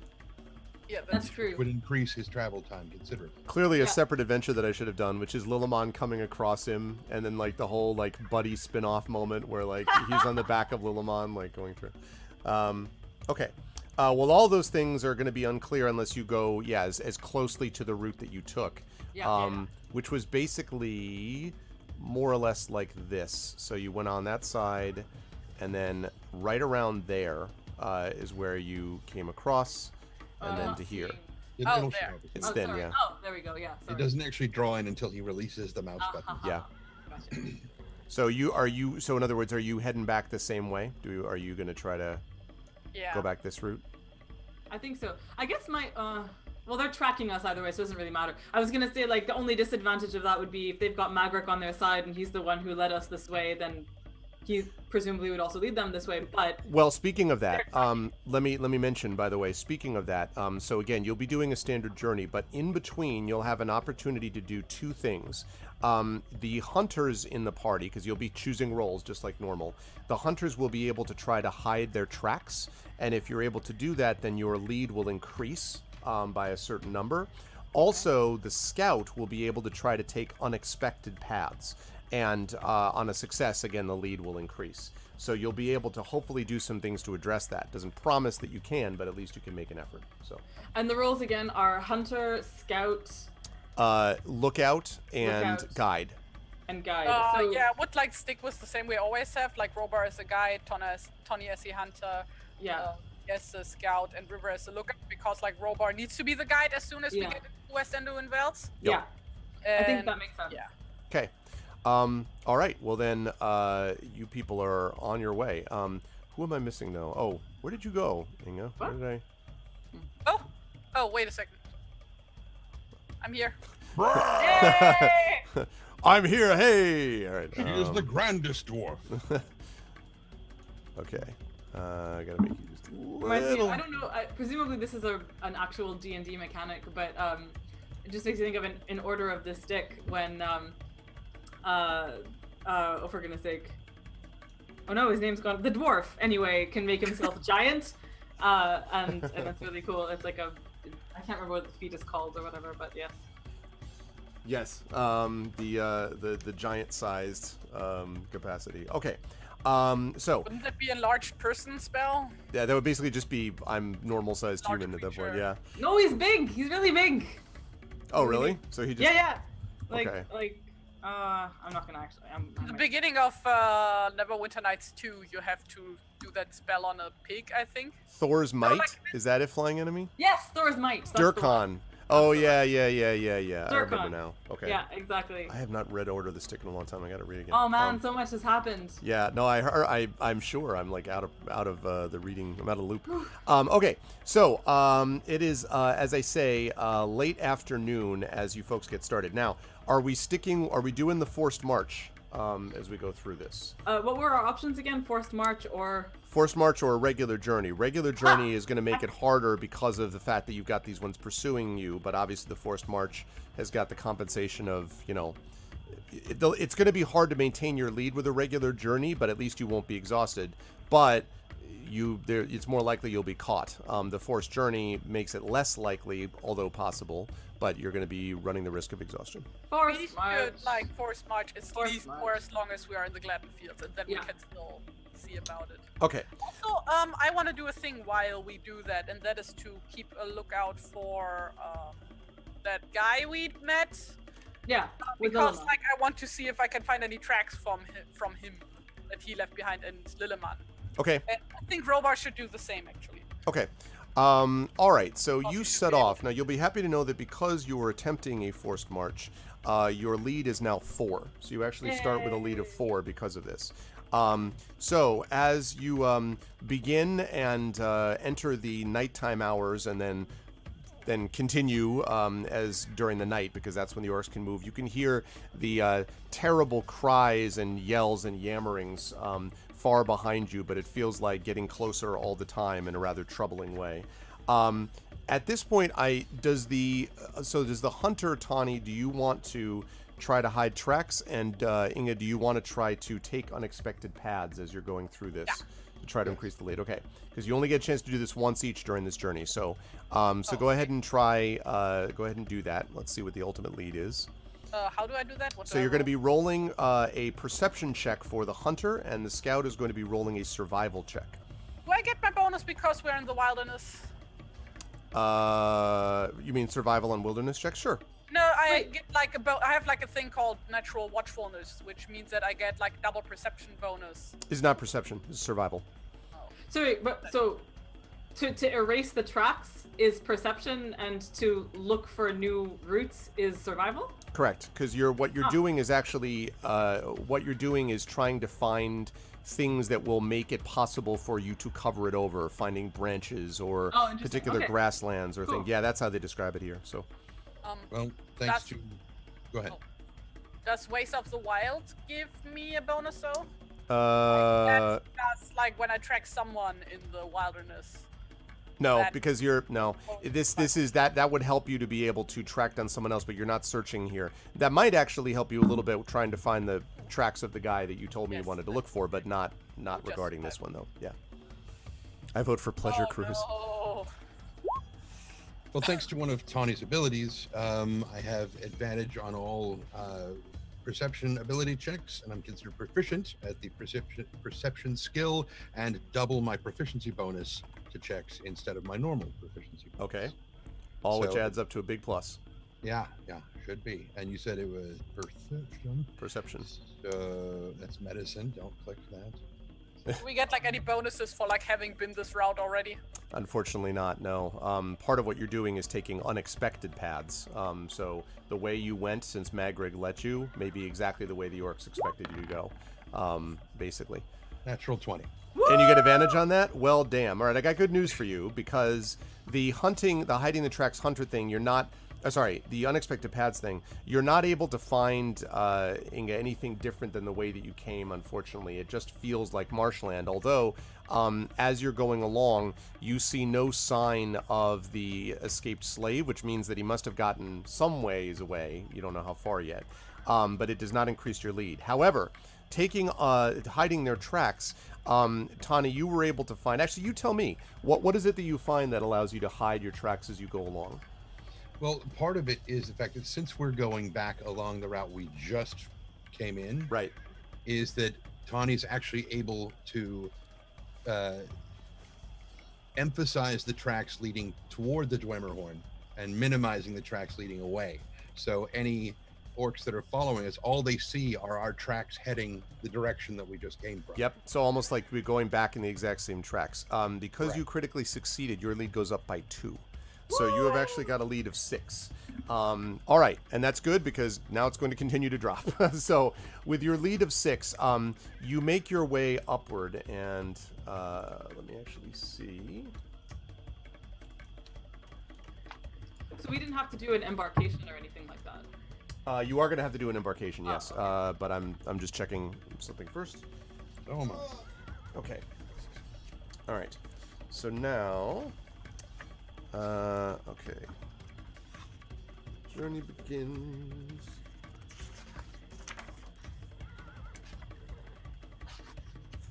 Okay. So, yes.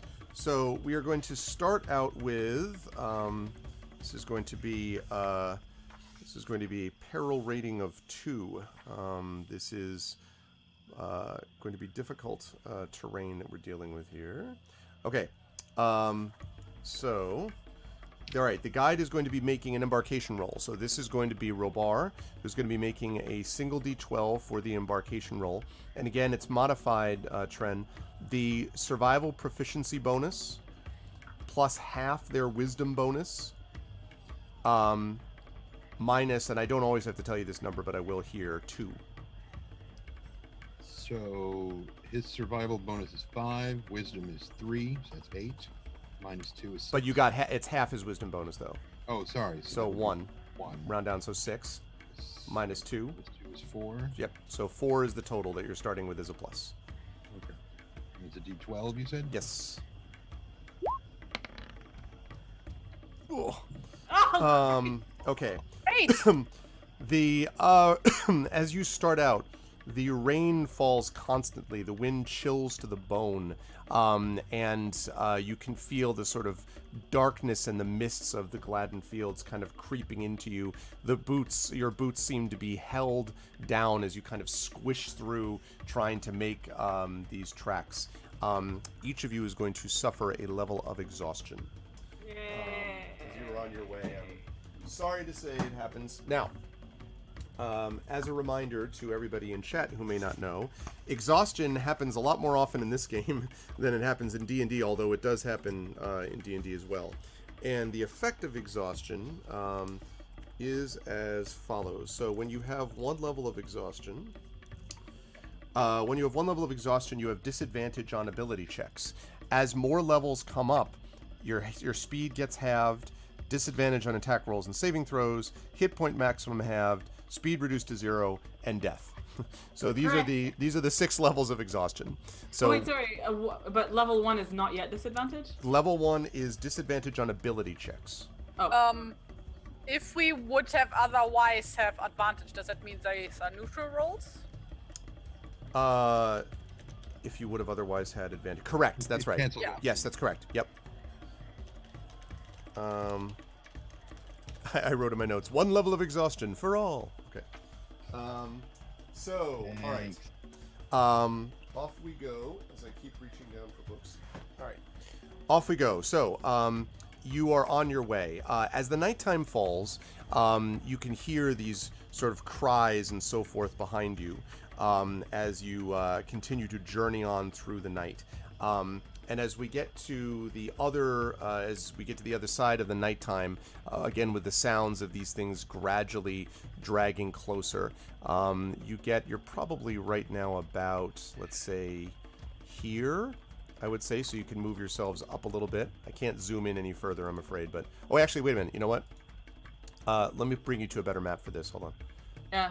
Let me bring you to a zoomed-in map. Hang on a second. Maybe it would be handy to get like a separate token that like embodies the entire party for like type of yeah, I see what you're saying. Maybe. Who knew that could draw such a thing, really? I mean. So are we in the correct place now? Yes. Now you should be okay. And I think you should be able to see party symbol or something. Yeah, that's not a bad idea, actually. I'll have to think about that for down the line, because this kind of macro, level. We should just have a pair of legs leaping over a river. Just like, okay. Because we were thinking of calling ourselves the Anduinauts, were we not? That's right, the Anduinauts. Not just me. Are you saying this is a token party, not the real party? I see what you did there. Are we actually going with that name now, Anduinauts? Because I would. Anduinauts is pretty awesome, I have to admit. That's it has the extra bonus of being like the Anduin, not trying to cancel the Anduin. Robar loves that idea. Yeah. Yeah, he's a particular fan. Okay. Now, one quick, sure. Let's call it a bookkeeping thing. Are we able to eat on the run? Are you able to eat on the run? Yes. Yes, okay. You can. Then what I would like to suggest, if I may, yes, because I have 8 of them. Yes. And that would enable us to remove 1 level of exhaustion. Oh, hallelujah. Hooray! Okay. Hooray! Now, you're only going to be able to get gain benefit from that, I think, once a day, if I'm not mistaken. I don't think you can just, chow down a bunch of cakes. It doesn't, well, yeah, just the okay. one time. So, the 1 time per day. Okay. So, that will allow you to be able to presumably compensate for part of that. Okay, so if you want to do that right now as you're traveling, you can do so. Thank you also for the follow, Mortal Player. Thank you for the follow, Mortal Player. I appreciate it. Welcome to the Arvanauts and the Anduinauts. It's just really gratifying because, Tawny, every time you've offered honey cakes before, it's been in totally... What? Don't jinx it! Don't jinx it! No, you're right. What I meant to say was just that it was we were never getting the benefit of removing the exhaustion. Yeah. It was always like in-game character role-playing situations where honey cakes were nice. But now it's like, hey, mechanics, that's very good. Or like you were feeding a honey cake to an NPC to help them. Yeah, True. exactly. So I am happy to enjoy a honey cake. Thank you. Okay. Let's see. Then a swarm of bees started following us, which gave away our tracks. Swarm of bees. Okay. Or Beorn smells the honey from afar and is like, whoa, honey. Goes up to Especially the since more things asses. were made with his honey. So yeah. Okay. So, let me just check the journey event table. Right. Okay. This evening, actually, as you were traveling along, it's interesting you bring this up because, Inga, as you were traveling along, you actually notice there is in the sort of as the nighttime falls. Again, it's drear. There's not even really much moonlight. The whole thing is just miserable. But you think you actually see in the distance what might be a kind of flat, drier piece of ground which seems to be up slightly, not like the Dwemerhorn, but which seems to be somewhat raised above the rest of the place, that could perhaps be, maybe it's an existing campsite, maybe it's like a plateau that's slightly above the rest of the marsh, but it might be well suited to be able to pause briefly, eat the cakes, as we were talking about, and gain some benefit from it. If you want to do that, you need to make an investigation check, because otherwise you're going to have a restless night without too much chance to be able to cram these cakes in your mouth as you run along. So, yeah. Well, like, the problem is if we would, like, for example, start a campfire, that would, like, immediately give our position away. Right, you couldn't do that, but you could, but you basically see this raised area that might be better if you wish. I go investigate then. Okay, I'm going to need you to make an investigation check for me, please. What a How shock. unsuspected. Hey, natural Wow, god damn. Yes. All right, that is very like, impressive. We are off that 1 point of exhaustion now, right? Okay. Yeah. So Like, there don't are take it. there are a couple of benefits of this. First of all, as you get close to it, you can actually see that there seems to be some looks like some kind of a moldering ruin almost. There are some low walls that seem collapsed. In fact, it seems somewhat similar to the city that you found in Those Who Tarry No Longer. The sort of ruined city that eventually you were great. back in the dream. But it's much smaller. It doesn't have this sort of feel of sort of discomfort and evil around it. In fact, this place almost feels a little bit lighter, might be a good way to explain it. It seems like a pretty good place that's got good view as well of the surrounding countryside, and the walls, the sort of low walls, make it so that you think you would be able to see creatures coming before they could see you. So that's good. it's not a bad place if you wanted to sort of establish a quick camp. As you sort of settle yourselves down, you find indeed that the air here seems to be less humid. The ground itself is drier, and somehow the overhanging, there's a couple of overhanging bits of stone wall that remain that protect you a little bit from the rain. And so the benefits here are, first of all, you've already recovered a level of exhaustion. You don't have to worry about that. But you're actually going to get the benefit of, get ready for it, a long rest. Long rest. Yep. Oh shit! I No was way! kidding. Yes! That's what happens when you critically succeed on an investigation check. A long rest during a forced A march? long rest during a forced march. Now, the news is not all good, but go ahead and glory over the long rest first. Oh my god! I can do things. I Yep. can do things. Let me see.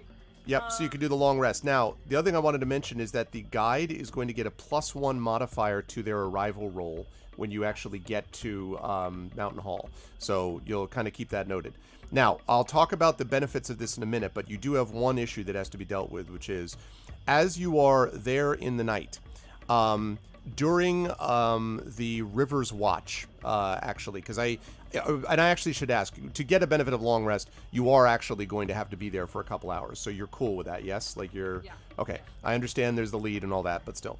So, as you were sort of there, listening to the sound of the orcs getting closer, the lead is going to drop slightly, by the way, from 6 to 5.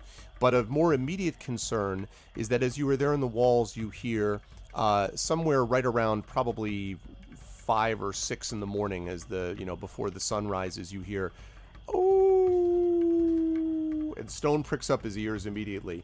This is not the sound of dogs howling, but it is definitely howling. Clearly a kangaroo. Oh! Sound like wolves or like orcs? No, it sounds like wolves or wolfish type creatures, like large wolves, if you know what I'm saying. We've heard wargs before. We should be able to tell, right? It could well be that. Yeah. And they seem to be coming from coming from the west. So the sound of the orcs is coming from the south, where the Dwimmerhorn was. But these howls seem to be coming from the west. And if River, do you want to sort of look over in that direction or not? Because you can hear the sound, but you haven't seen anything yet. Yeah, she will look. Okay, make a perception check for me, please. And actually, I'm going to ask you to do it a -2 because there is no moon, or at least it's very dim. So There is, however, a space station. that's no moon. Yeah, you just hear the howls. It's definitely more than one wolf, though. A few of them. River is like, oh, it never rains, but it pours. So she'll go over to the rest of the party and say, I don't know if you heard that, but something's howling in the distance. Could be wolves, could be wargs. Can Coming from the west. can we make like educated guesses on like what this is about, or like pay closer attention to like tell if they're coming closer or anything? Does that answer the And question? I got closer. Great. That's more like coyotes than wolves. Actually, is actually recorded wolves. Oh, really? Mm-hmm. Yeah, okay. And Interesting. their listing of the description is 27 wolves howling, but I don't. It's probably not 27 wolves. It's probably not that many in real life. Could probably get running. Yep. Yeah. But we were having our long rest? You were in the now. So yes, you were in the middle of the long rest. Now here's the thing, River. Before you kind of go over there, you have a couple of things to think about. You could let the party know about the existence of these things, but that is going to break up the long rest. So if you want them to get the benefit of the long rest, you're going to need to figure this out pretty much on your own, you and Stone. Oh, sorry. It's okay. So, I mean, if we break up the long rest, do we still get a short rest? Remind me what the benefits are of each of them. 'Cause- So if you get a long rest, what it means is that you're actually able to restore some hit dice, and you're also able to restore certain abilities which only can be used between long rests as opposed to short rests, and that's dependent upon your characters individually. But there will be some things, like for example, I think Robar's royalty revealed thing, I think only is once every long rest. I need to double check that again, but I think that's an example of something which would be a long rest requirement. So I just double checking, because I know there's something to do with my warden's gift dice that I think but I don't have it on my sheet here, whether those get replenished during a long rest? a long rest or not. all right, let me check. I don't remember myself. What is the difference between like what does it mean to get hit dice back? So Like, how do you lose a hit dice? When when we're you spending them to regain right them. when you spend hit dice to get hit points during short rests, and then to get the hit dice back, that's what a long rest is for. Because here's my my total hit dice are 4. I have hit dice 3 left. Right. And I there are a few warden expression things that I can do during a short rest, like campfire tales, that allow you and any nearby friendly creatures listening to your tales to gain an additional 1d6 hit points per hit Right. dice. It's long rest, by the way, ML. So it is a Yep, you Oh, regain and any expended uses because you get it a number of times equal to your charisma modifier. yeah. And then you regain them after a long rest, and I'm pretty Great. sure you've used it at least once. I have, so I'm down to 1 Warden's Gift Okay. hit dice. Oh, actually, no, I should be down to, because I used it for Campfire Tales, and I think I used it for Songs of Slaying, so Right. I presumably should be at 0. Yep. So anyway, that can get replenished during the long rest. Yes, which is pretty valuable. Yeah. I mean, is there no way for River to just tell them about the howling, but say, I still think we should wait this out? Not if they're asleep. Oh, right. You could be like, dream of thinking of ways to get out of You know? Just a dream. Exactly. It's just a dream. Does Tony or Robar have Robar would have all his abilities right now, right? What about Tony? Except for royalty revealed, but for Robar. For Tani, I don't know. Probably some of his healing would come back during long rest, all right? Of all of it would come back during a short rest. So We could let Tony sleep, right? And he would get the long rest while Amal Yeah, I mean that's up to you. just wakes up Robar and me, because we all know Tony needs his rest. So Yeah, that yeah. That's what I'm. profit from that. Yeah. profit from what? From your healing. His healing comes I get that during- back on a short But rest. my question is. Oh, I thought you get that only back on a long rest. So my question is this: if I interrupt the long rest, will they still have had a short rest? Yes. Okay. So and what we're missing in terms of long rest is my Warden's gift dice replenishing. Robar's royalty revealed. Robar's royalty revealed. And anything else? Well, I have an Hit ability dice. that's completely useless in this situation, so we can't Right. use that one. But it's also the hit dice, right? Because you're going to be Right. using, you're going to be using the hit dice presumably to have restored some of your hit points. You were going to tell me how many. Right. Once you've had a chance to roll them. So, Right. so yeah. And And in fact, one thing you might want to do before you make this decision, you probably will want to use any hit dice you were going to use to restore hit points anyway. exactly. And then once that's done, you can decide how valuable long versus short rest would be for you. Is what so I would this is say. the thing. I'm gonna presume that we have had the benefit of the short rest first. So Yes, that's correct. That you're able to have the benefit of the short rest, which is why you're able to roll for your hit Exactly. points based on hit dice. Yes. I Okay. used one of my 4 hit dice. Okay. So I'm going to use. So 26 now, Inga, right? 26, yes. Okay. I'm gonna use one. I love how Chad is coming up with this idea that maybe they're pugs. It's not likely that they're pugs. I'm just letting you know. They could be dire pugs. Iron bugs! You've heard of wargs? There's porgs, but not those No, porgs. No, the those other are in porgs. Star Wars. The and other they're porgs. villains. Okay, I'm gonna 6 use- for you, River. I'm gonna do Wait, another thinking one. of orcs makes me hungry. Is that weird? Okay, so 19 out of 32 for River so far. Benign wolves, yeah. Okay. Another 7, so 26. Yep. Okay.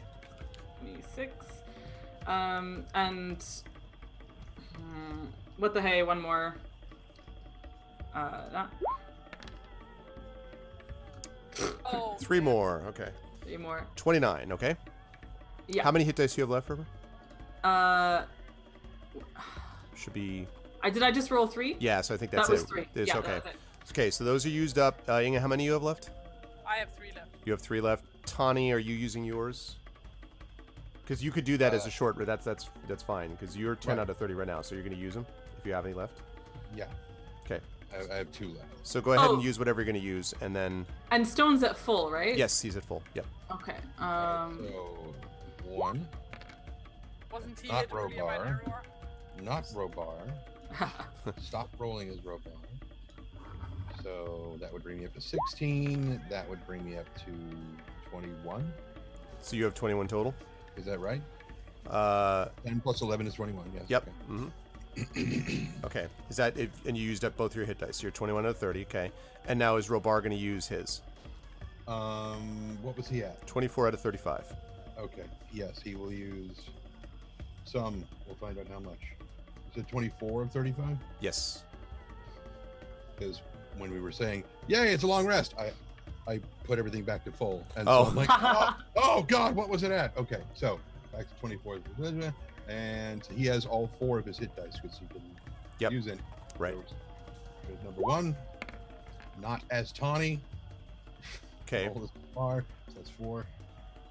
For that one, plus 8 is So 12. 12. That brings him up to maximum then. Right. Okay. Okay, so he's at maximum and he's got 2 hit dice left, right? I'm at full hit points. Oh, wow, nice. Nice.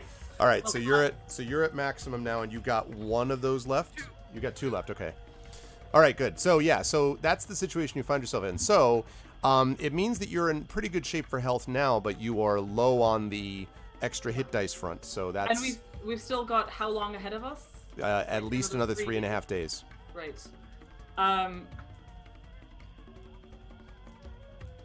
Yeah, River's gonna let them sleep and let them have a long rest. Okay. And Oh, we get our hit dice back again? Yep. Yeah. Yeah, you're gonna give it. And in fact, let me. I think it's not all of them. I think it's half. Let me double check and make sure. And actually, this is provisional because it partially depends on how successful River is in dealing with this threat.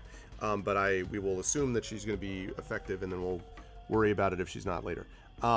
So wait, is it like I'm waking them up to fight the wolves, or am I waking them up to run away from the wolves? that's up to you. It depends on how you'd be handling it. You could also maybe be trying to, I don't know, distract the wolves.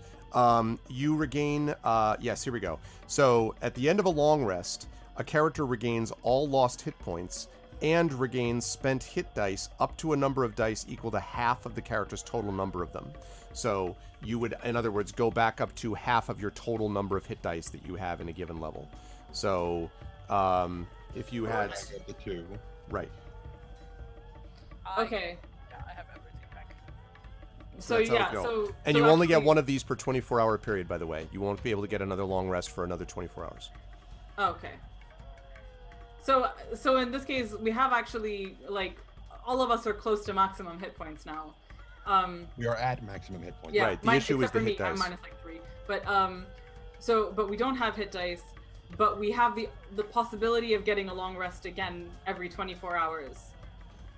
And in the meantime, Tawny has his healing ability back. And so the only issue really is the Robar's royalty reveal and my warden's dice. One caveat, though. You happen to, it's like, you just had a critical success to find this particular campsite. Yeah. This is not likely to happen again. That's difficult to, yeah. You may end up having a place where you won't be able to find a suitable campsite. So I'm just letting you know, this was pretty much optimal because of Inga's amazing roll, but that's, you can't, Right. rely on that. We Also, can't- Tawny, are you 21 out of 30, or you said you're full? If we got a long rest, then I'm full. Right, then you'd be full. Okay, So this is, right. I'm trying to debate still between the long rest or not. I decided that based on thinking that we were getting all our hit dice back and that and a few other things. But and because it seemed like the wolves were actually a long way off, and it was more a matter of negotiating our lead than it was fending off wolves immediately. No, it's more, they're not like right next to you, but they seem to be Right. closer than the orcs are. And yeah, it's possible that they could not only slow you down, but if you can hear the wolves, presumably the orcs can as well. And as you know, orcs ally with wolves. So Yep. Okay, so just to make this scrutable to everyone, the decision making here, character wise, is between River's overconfidence in feeling like she can just deal with a threat, but also her desire to take her lookout job quite seriously and not tell them about a threat.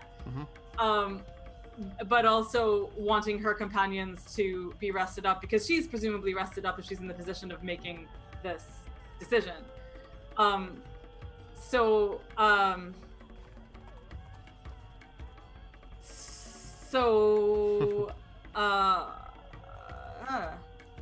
it is it, and so. Yep, and you got to make this call on your own, I'm afraid. I know, There's yeah, exactly. All right, let me just take Stone looks up at you. Huh? a second to. Okay, so River is hearing these wolves, can't actually see how far they are. Right. Looks to her peacefully sleeping companions, looks out to the wolves again. Looks to Stone. I really actually want to make a roll on this to like almost like a wisdom roll or something. But I don't know if that's the feasible thing, because to me it is really an issue. To me, the obvious thing is wake them up because there are wolves. But Then wake them up. I mean, but this is the thing, River has the overconfidence flaw. yeah. That's kind of so. So You I'm can't just go trying wrong on either choice, honestly. Yeah. It really, both of them make sense. Yeah, there is no. So basically, it's not like if I the wise choice or not. Yeah. Um. The wolves are all waiting. They're like, I wonder what's well, going to happen. what are you doing? Yeah.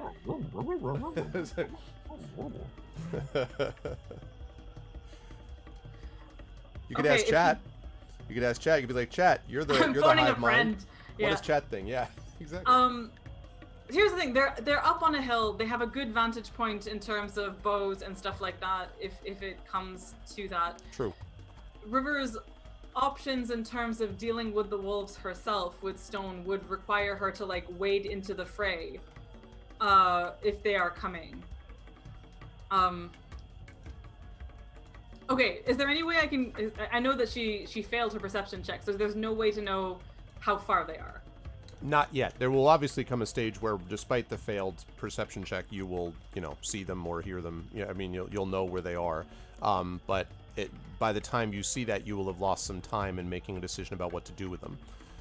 Okay, no, she's gonna wait because it's not sure that they're coming for them. They could actually just be wolves off in the distance hunting something else. Okay. So long rest in. She's just going to remain very tense and watchful and have her axes out and be prepared to go fighting if necessary. Okay, and about another, what's up, Echo? About another 15 minutes or so pass, and then you see just at the very edge of your vision the faintest sign of a pack of wolves that are kind of prowling through, and you can hear them kind of yowling, possibly even playing a little bit in the late night or almost early morning air.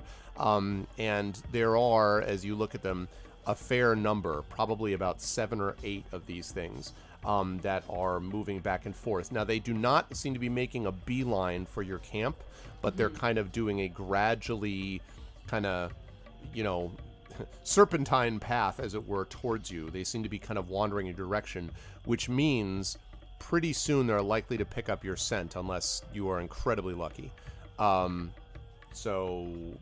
But they have not spotted you or seem to have sniffed you out as of yet. And yes, Echo, that's... Wolves? I'm sorry, say again?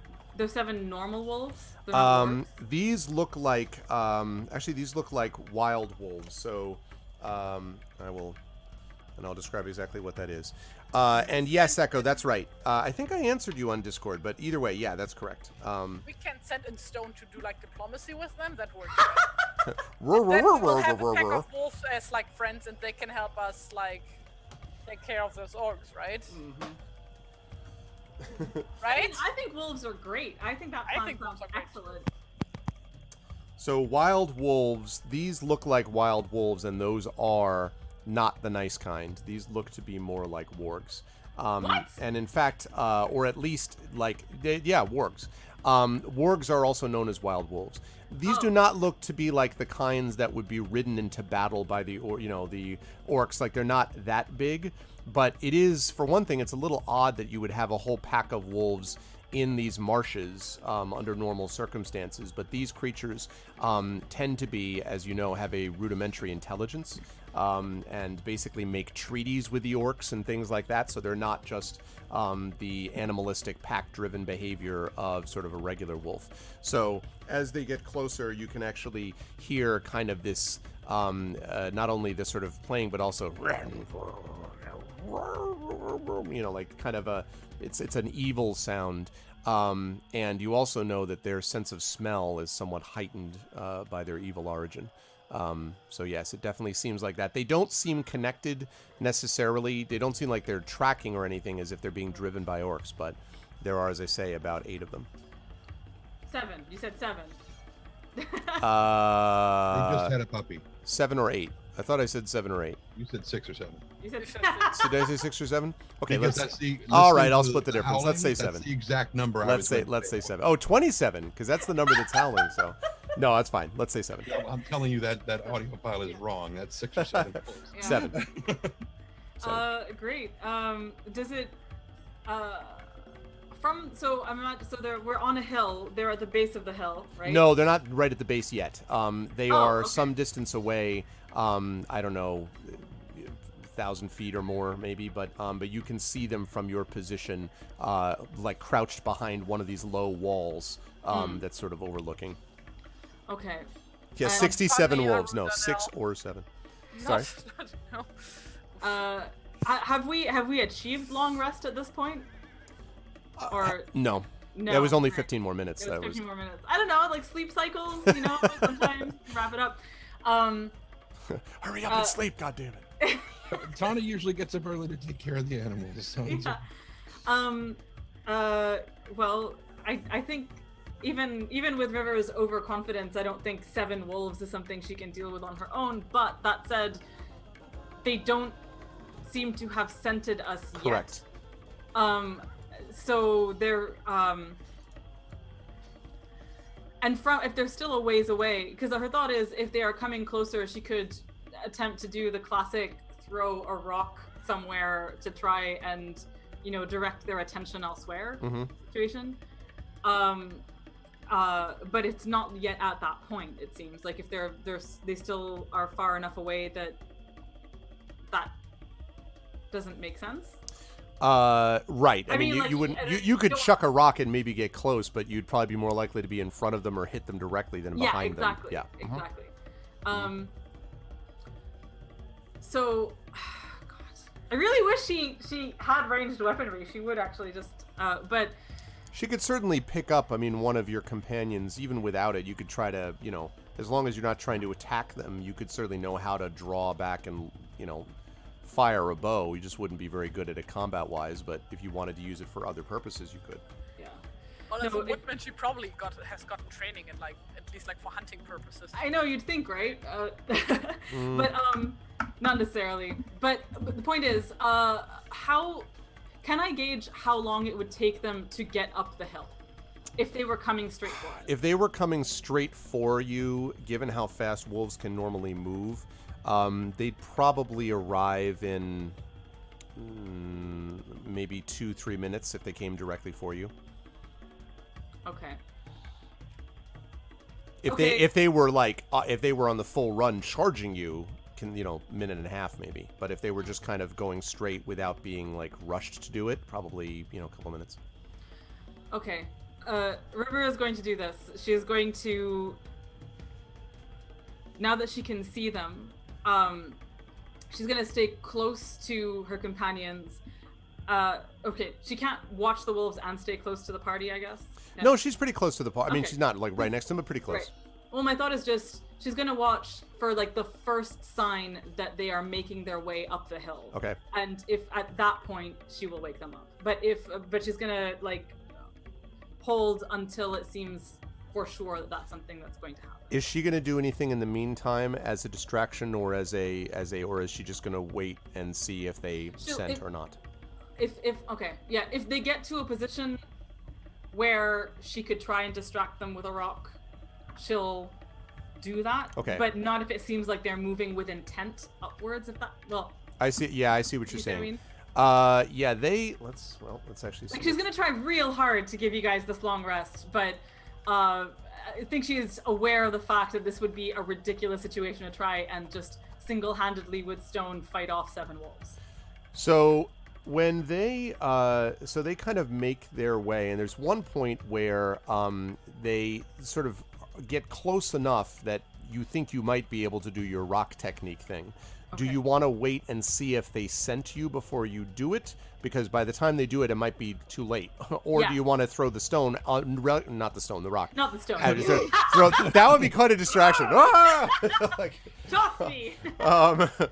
But if you were to do that, there is the risk that by throwing said rock, you might alert them to your presence. So you have a decision to make about whether you want to do that, but that also would allow you to distract them before they scent you.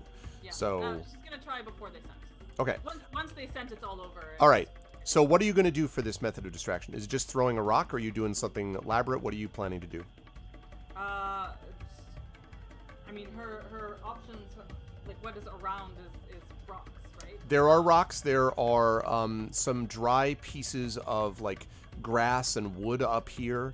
It's dry enough that you could, if you wish, set like a small fire. There's. But yeah, that's basically it. There's not lots of wood to choose from, but there's some, and there are the rocks and stones of the surrounding area. We've got trees and rocks and rocks and trees and trees and rocks and. I'm sorry. Yes. Anyway, yeah, no, I think lighting a fire would be a bad idea. Mhm. So I think throwing the rock is what she's gonna do. Okay.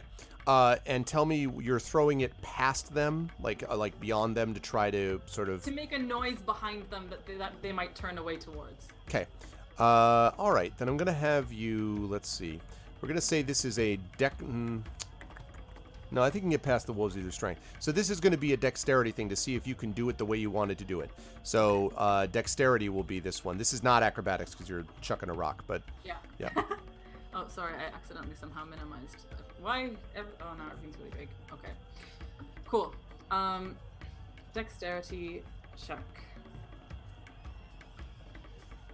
Really hope this works. Yes. Extremely embarrassing if it You are doesn't. not alone. The worst lookout. Okay.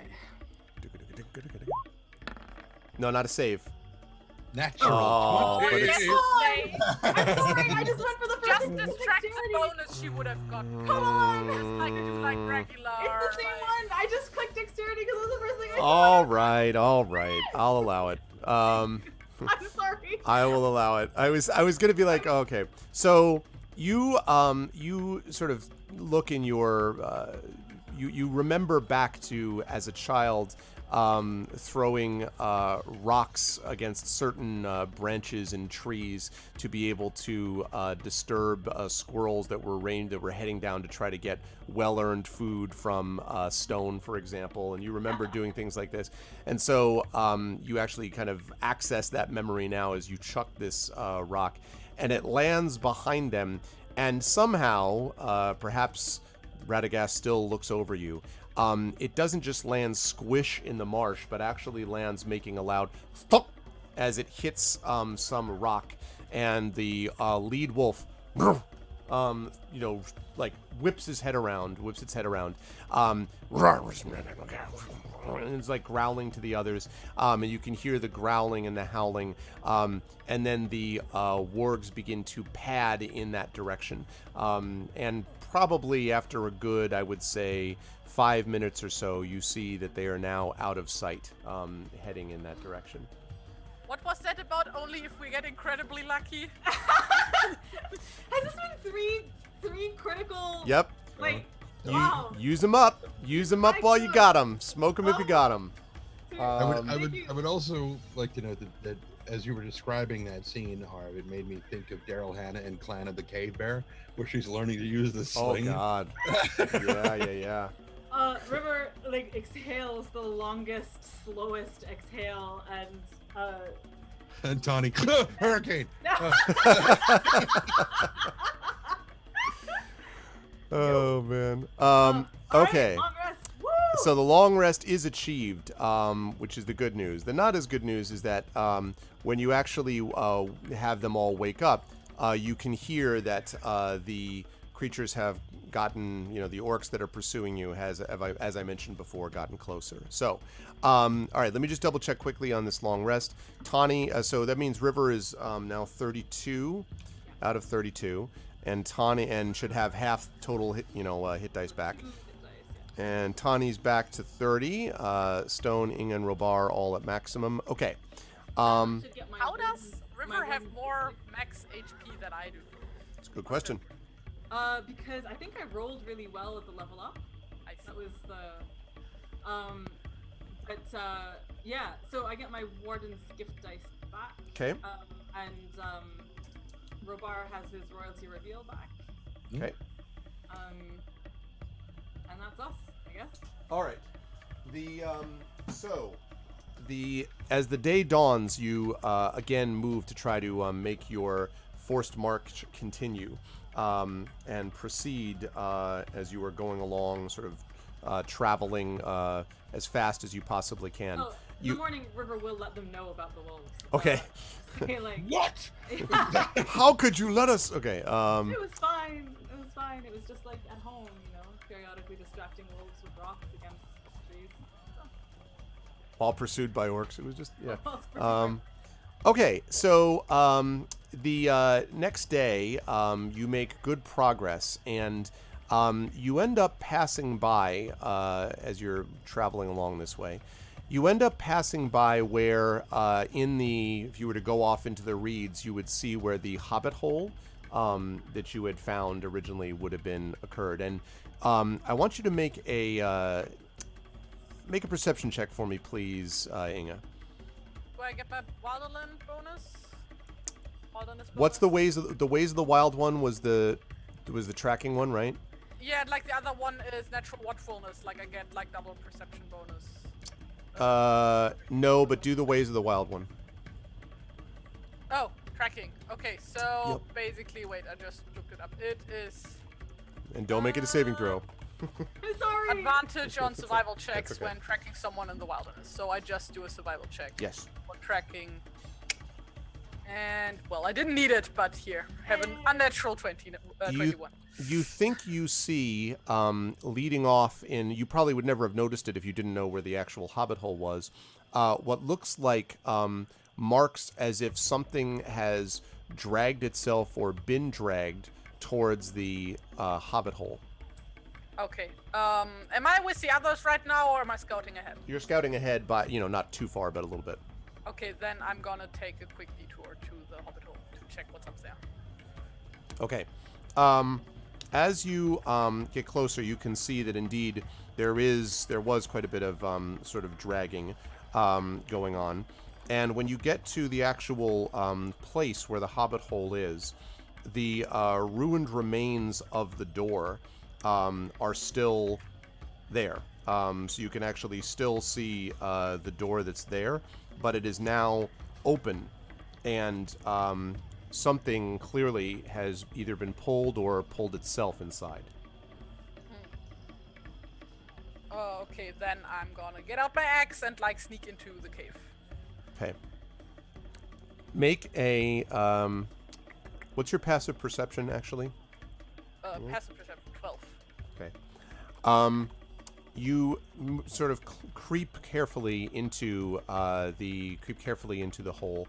You see much what you saw before, with one exception, and that is that there is what looks like some grass and stuff which has been gathered on one side, and then you sense this presence behind you, looming up behind you. Something hits you in the back, and as you sort of look around, you see for a moment the look of this man, this haunted look, who, when he recognizes you, lowers this stiff piece of wood that he's got, this thick piece of wood that he has from the door, and you see it is Willar, the woodman slave, and he says, I'm sorry, I didn't know it was you. Are you all right? And you're not. You're fine. I mean, I'm so glad to see you. We need to go. Orcs are on our tracks. What? Orcs? What do you mean? We'll tell you everything on the way, but gather whatever things you had with you. I don't know, but we need to go. He says, I have very little except what I needed to survive, and he kind of gestures over, and you can see the bones of some small animal. You don't know what it is, but they're it's their bones. It's not Lillimon. It's the bones of some small pony. No, he did not eat Lillimon, no. Yeah, speaking of which, like, Inga looks around and is like, where is Lillimon? And Lars says, that is a tale. Come, I will tell you what has happened. No. What? No. He has... Like, Inga looks at him like with like the biggest like mixed he says of, like, worry and anger, and it's just like, yeah, he says, fine. and he says, no, he says, yeah, seeing your expression, he says, no, I believe he is okay, but he's all right, but there's a reason he went off on his own. I'll explain. So as he goes back to the party, he explains that they both made their way, Lillimon and Willar, back to this hole. And in fact, it was Lillimon basically leading him, because he barely could move himself. So he kind of sort of stumbled along, sometimes half like let Lillimon drag him, sometimes kind of, And then Lillimon brought him to this grassy area, and he says, at first I thought the horse had lost its mind. It seemed to be wanting to bring me to this place. But then I saw it was one of the wild hobbit holes. We've been told of these before, and it seemed a suitable place to hide. So I went below, and for the next day or so I went out and managed to find a few creatures, a vole, a water rat or two, which I was able to find for sustenance. Liliman was not too fond of these things, but it was better than nothing. But yesterday... Yeah, I can just use grass. Didn't we have like our stores and food with Lilomon? No, like Liliman usually carries like my tools and stuff. Oh, Right. okay. But yeah, he was able to eat grass. I mean, he certainly, besides, you've only been gone, I mean, you haven't gone that long. He's not going to fall over from starvation. So he says, but last night we were here and there was this Liliman couldn't fit in quite inside, so he's been outside just right near the door. And I've been going out to check on him, of course, periodically through the night. We heard this terrible howling last night, howling as if of wild creatures or wolves. I heard Liliman give a neigh and a cry, and when I came out, he was pulling and wanting to get away. I tried to comfort him. I told him it would be fine. And then he did the strangest thing. He looked at me with very intelligent eyes, and then he pulled free and ran off, but in the direction that way. And he points over to now... Remember, the Hobbit Hole was not too far into the Gladden Fields, and it was after you had made the crossing of the ford over at the River Gladden. And he says, he headed directly for that space. I tried to struggle after him for a ways, but it was no good. He was far too fast for me in my condition. But he seemed to know exactly where he was going. He was heading, I think, for the River Gladden.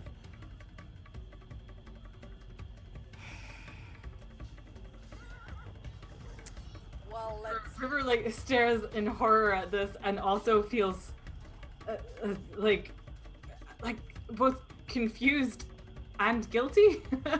Like, oh no. All right. Well, we're making that way ourselves, so we should just press on, Inga, shouldn't we? We'll probably find him. He'll be fine. Like, Inga looks at like, okay, hey, you have. Like, You're a little quiet, Ontario. Say again. Oh, sorry. No, I said, like Inge said, yes, let's move on. And also then she looks at Tony and is like, do you have any spare provisions? Do you have a spare honey cake to give our friend here? I don't think he has eaten very well the past days. That means one of us must go without later on. It's fine, I can do without. So he gives one of his honey cakes. Because he's gonna be really exhausted, right? Yeah. That is the case. And he seems like if he's survived on like raw water rat, that's not good eats.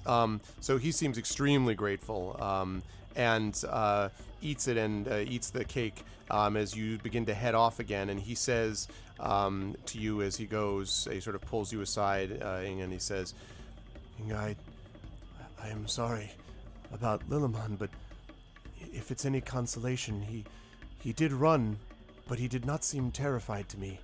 Just sort of focused, if that makes sense. I just don't want to think about this right now. Let's try to get out of here, okay? Okay. All right. And like Inga looks like super worried and irritated, but Okay. she's like trying to keep focus, basically. Okay. You make your way on, and as you're closing in on late afternoon, you get to the River Gladden, which again, there is the same sort of ford area that's very low, so you're able to, cross it here without too much difficulty. And as you... Robar, who falls into the river and drowns. Except for Robar, right, exactly, who sees it and immediately bursts into flames. No, do you... I do have a question, actually, though. How are you dealing with Willar? Because if you're gonna... he can kind of walk, but there's no way he can do a forced march unless he's being, I hate to say this, carried. So someone is going to have to carry him, or he's not going to be able to keep up with you. I guess we could switch around. We can take turns carrying him. Okay. I don't know what the mechanics of that are, because the thing is, River is athletic and wiry, right, but she does not have a strength bonus. It's not going to... any of you can carry him because of the sort of emaciated state, similar to the eagle. The only thing that it's going to prevent is if you were to be surprised, or if it's okay, climb that tree. You can't do that while you got him on your back, so you're just going to have to think about that, Gotcha. Yep. Okay, so you're able to make it over with no problem, and that evening... you find a suitable place that you can rest temporarily. Now, again, you're not going to be able to get here. If you get a long rest at this point, you do not, there's nowhere near like the same level of campsite or, anything like that. So it's going to be, you probably are not going to get a long rest again, unless, again, as I said, you get exceedingly lucky. But this night you don't have one. So a short rest is the only thing that's possible. But you are able to do that short rest. And I'm assuming, but you can correct me if I'm wrong, that you're keeping the same watch protocol? The sort of order of people, like when they're watching and all that stuff. Like, it's not changing at all after the encounter with the wolf. Okay. I just want to make sure. People still trust River to, like, keep a lookout, I hope. Well, I mean, we did live, so... We did live, yeah. You got a long rest. But, it's true. Okay. All right. Now I'm going to need you to make a constitution, each of you, to make a constitution saving throw, because the journey is beginning to take its toll. And that is not going to do it. So you are going to get a level of exhaustion, Inga. Great. I'm fine. This is fine. You said yes. Okay. You manage the river to sort of fight this off. Robar looks exhausted though. This dealing with the situation with his sister and everything. Seems like a lot has been going on here. And Tawny's Tawny's like, I'm so busy healing other people. Okay, so we've got levels of exhaustion for everybody except River. That's a change of fate. River, at this point, I think, is feeling invigorated by... Oh, I still have adrenaline from not having died from wolves, and relief that they did actually accomplish their main goal in rescuing people, and they've got Willar with them, and who she was concerned about. Yep. So, speaking of that, by the way, I also need you to make one for Stone, please. So I need you to make a Constitution saving throw for him. We'll see how our favorite dog does. How is Valor doing? He looks in bad shape, but he looks no worse than when you first encountered him, which is pretty miraculous. But the honey cake seemed to have done him some good. Like, I mean, we probably have like a load of provisions on us because we didn't actually we're long on this journey, right? So like we probably have like more than enough to like make sure that definitely, definitely. But the thing is, it's months of starvation and emaciation, right? So it's not going to be compensated for by 2 days of good eating. But comparatively, he seems very grateful for it. You also were struck by his how soft spoken he is, and sort of mild, really, given what he's been through. I'm sorry, Amel, what's up? I'm just wondering, do I make that Constitution save on River's sheet because he doesn't have a? You can make a Constitution. Essentially, it'll be like a check, for him.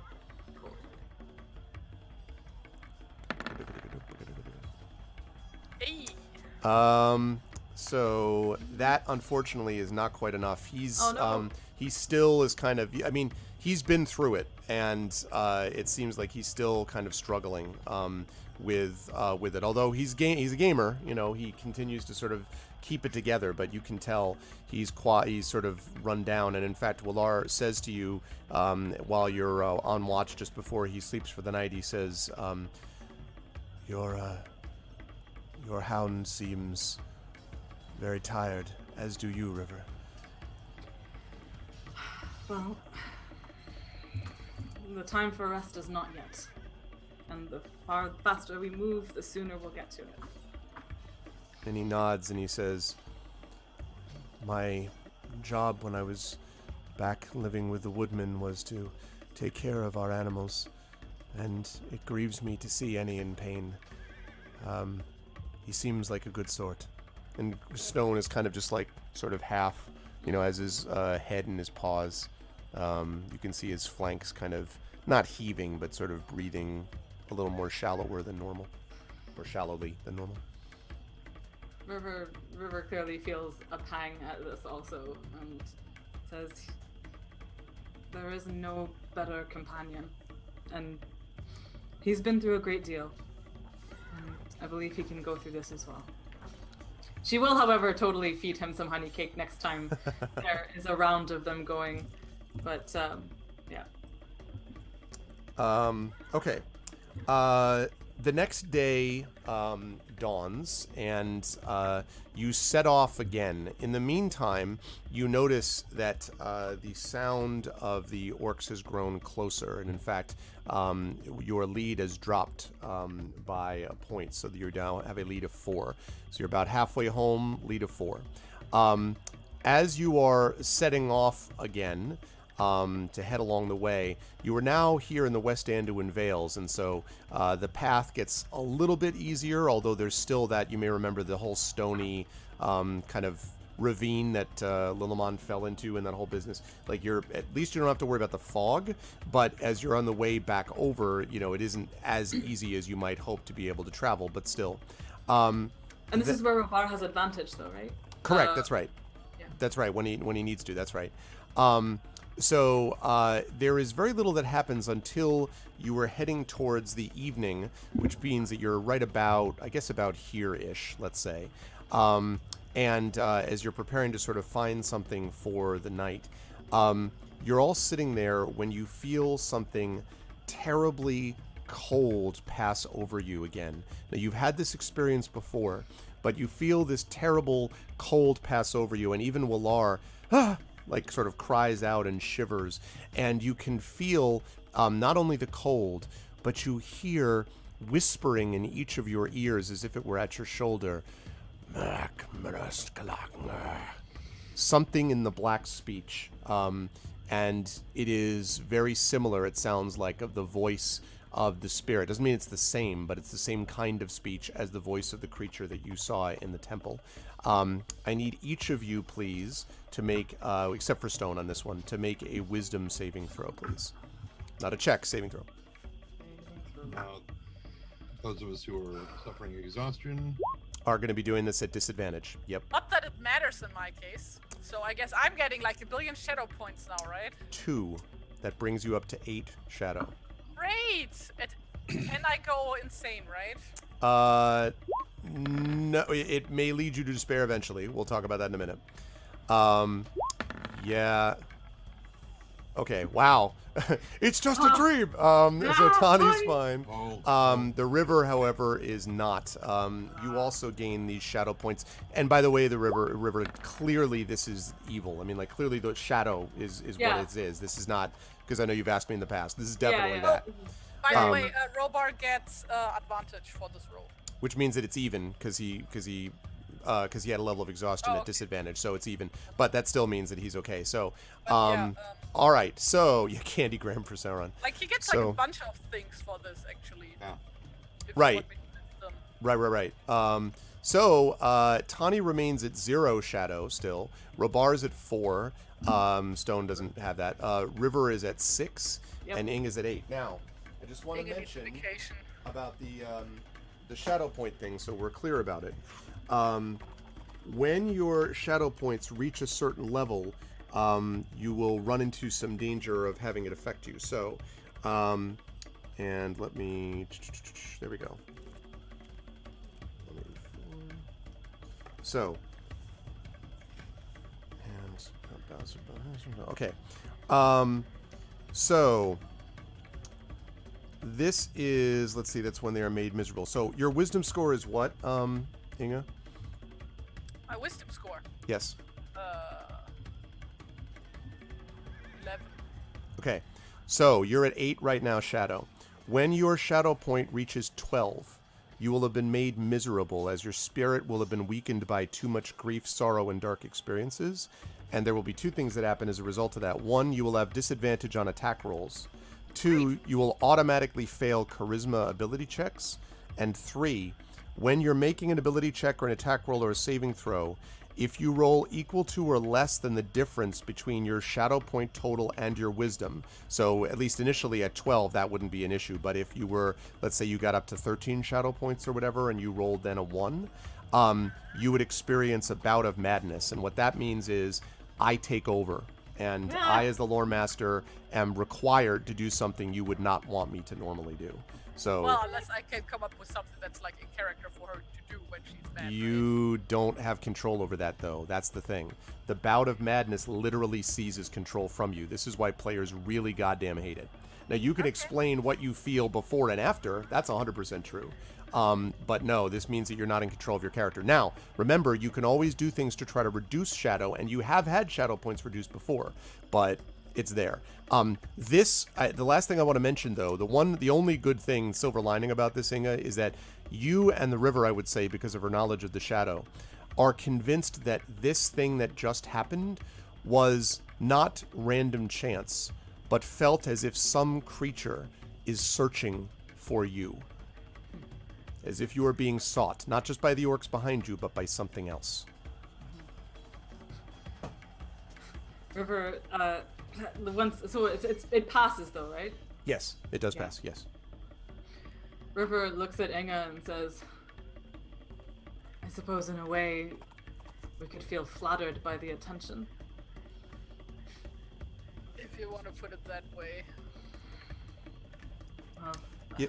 How is Inga reacting, feeling about this, by the way? Like, this was while we were resting, right? Yes. Like, sleeps basically, yes. So, like, Inga is, like, basically, just, kind of, like, curled up on, like, her sleeping bag or whatever. Yep. Seems very, very, what's the word, avoidative. River, sorry. I was gonna say River is gonna, because I presumed that River was the lookout here, right? Yes, I assume. Yeah. So once this is passed. But everybody felt it at the same time. I mean, yeah, just, exactly. Okay.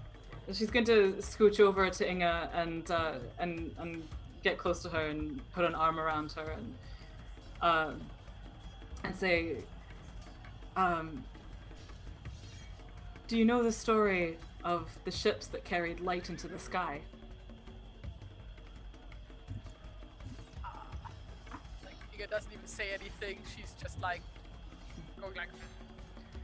River just basically River is going to, as she sits there and Hucker, just sort of start telling her the story about Yerendil and the Silmaril that get carried away into the sky, and other stories about like the stars being set in place and things like that.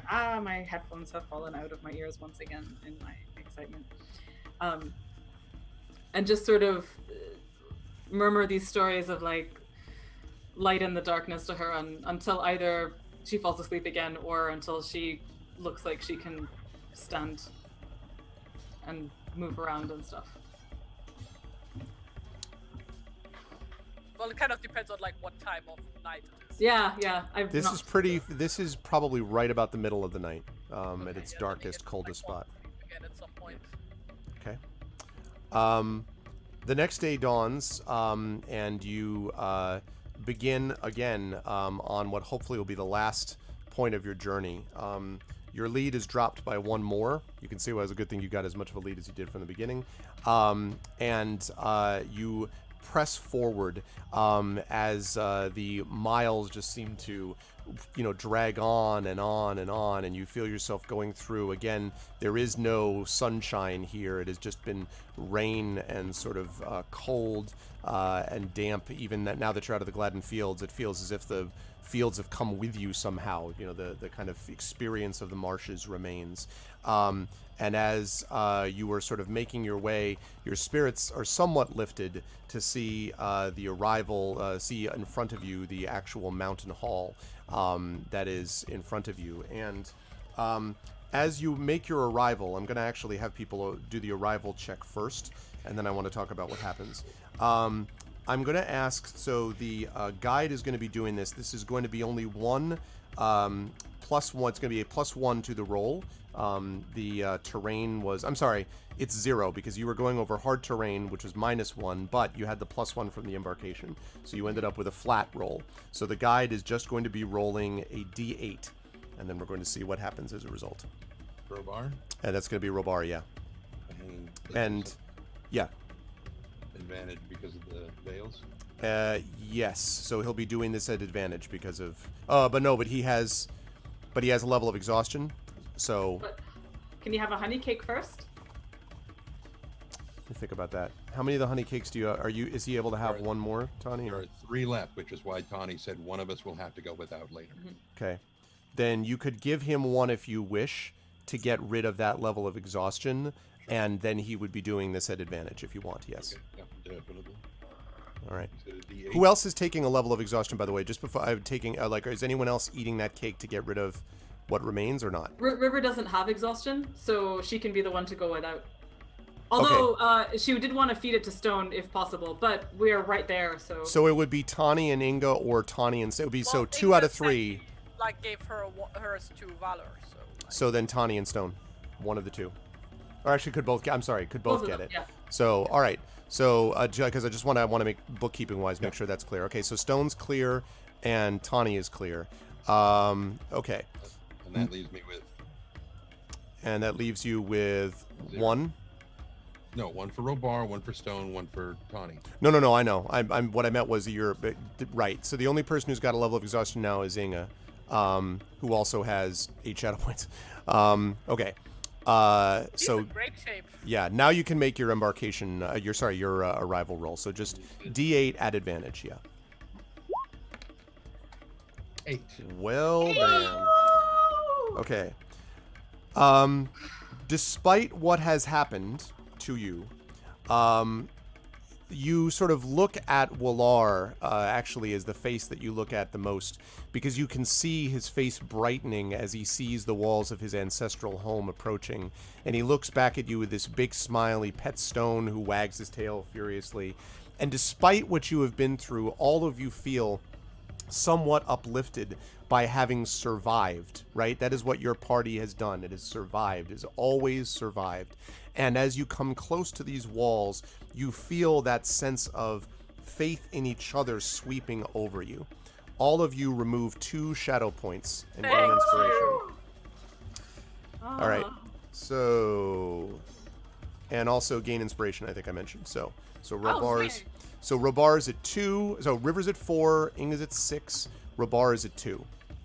Now, Willar, as I said, is excited and looks and then says, "What is going on?"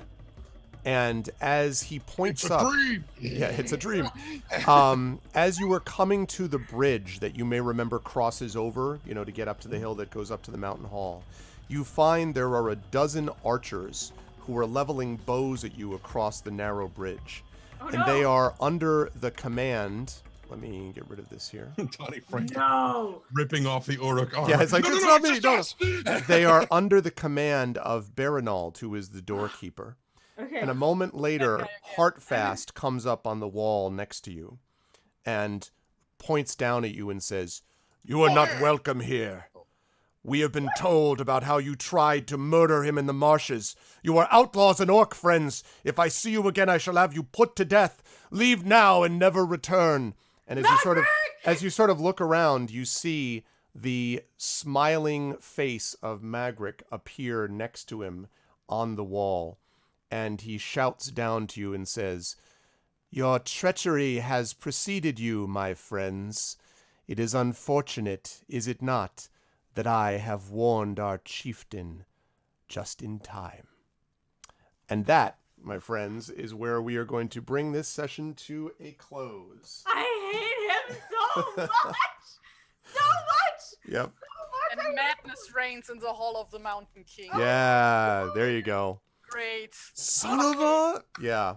I'm gonna murder that guy. This guy I'm is... gonna murder that guy. Wait until we I am not prove our Inga, innocence. I am gonna murder that guy. Wait until we prove our innocence, okay? It'll look bad if we did it right now. Yeah, exactly. I'm gonna murder you. You say, like, see? No, I mean because he's bad, and not because. Exactly, Rob. I told you to take the wizard staff. This is totally a worm tongue moment. I totally agree. Wow. Oh my god. So you are back at the mountain hall, but what welcome awaits you? We will see How did he get next there? time. How the hell did he get there that fast? He's a guide, remember?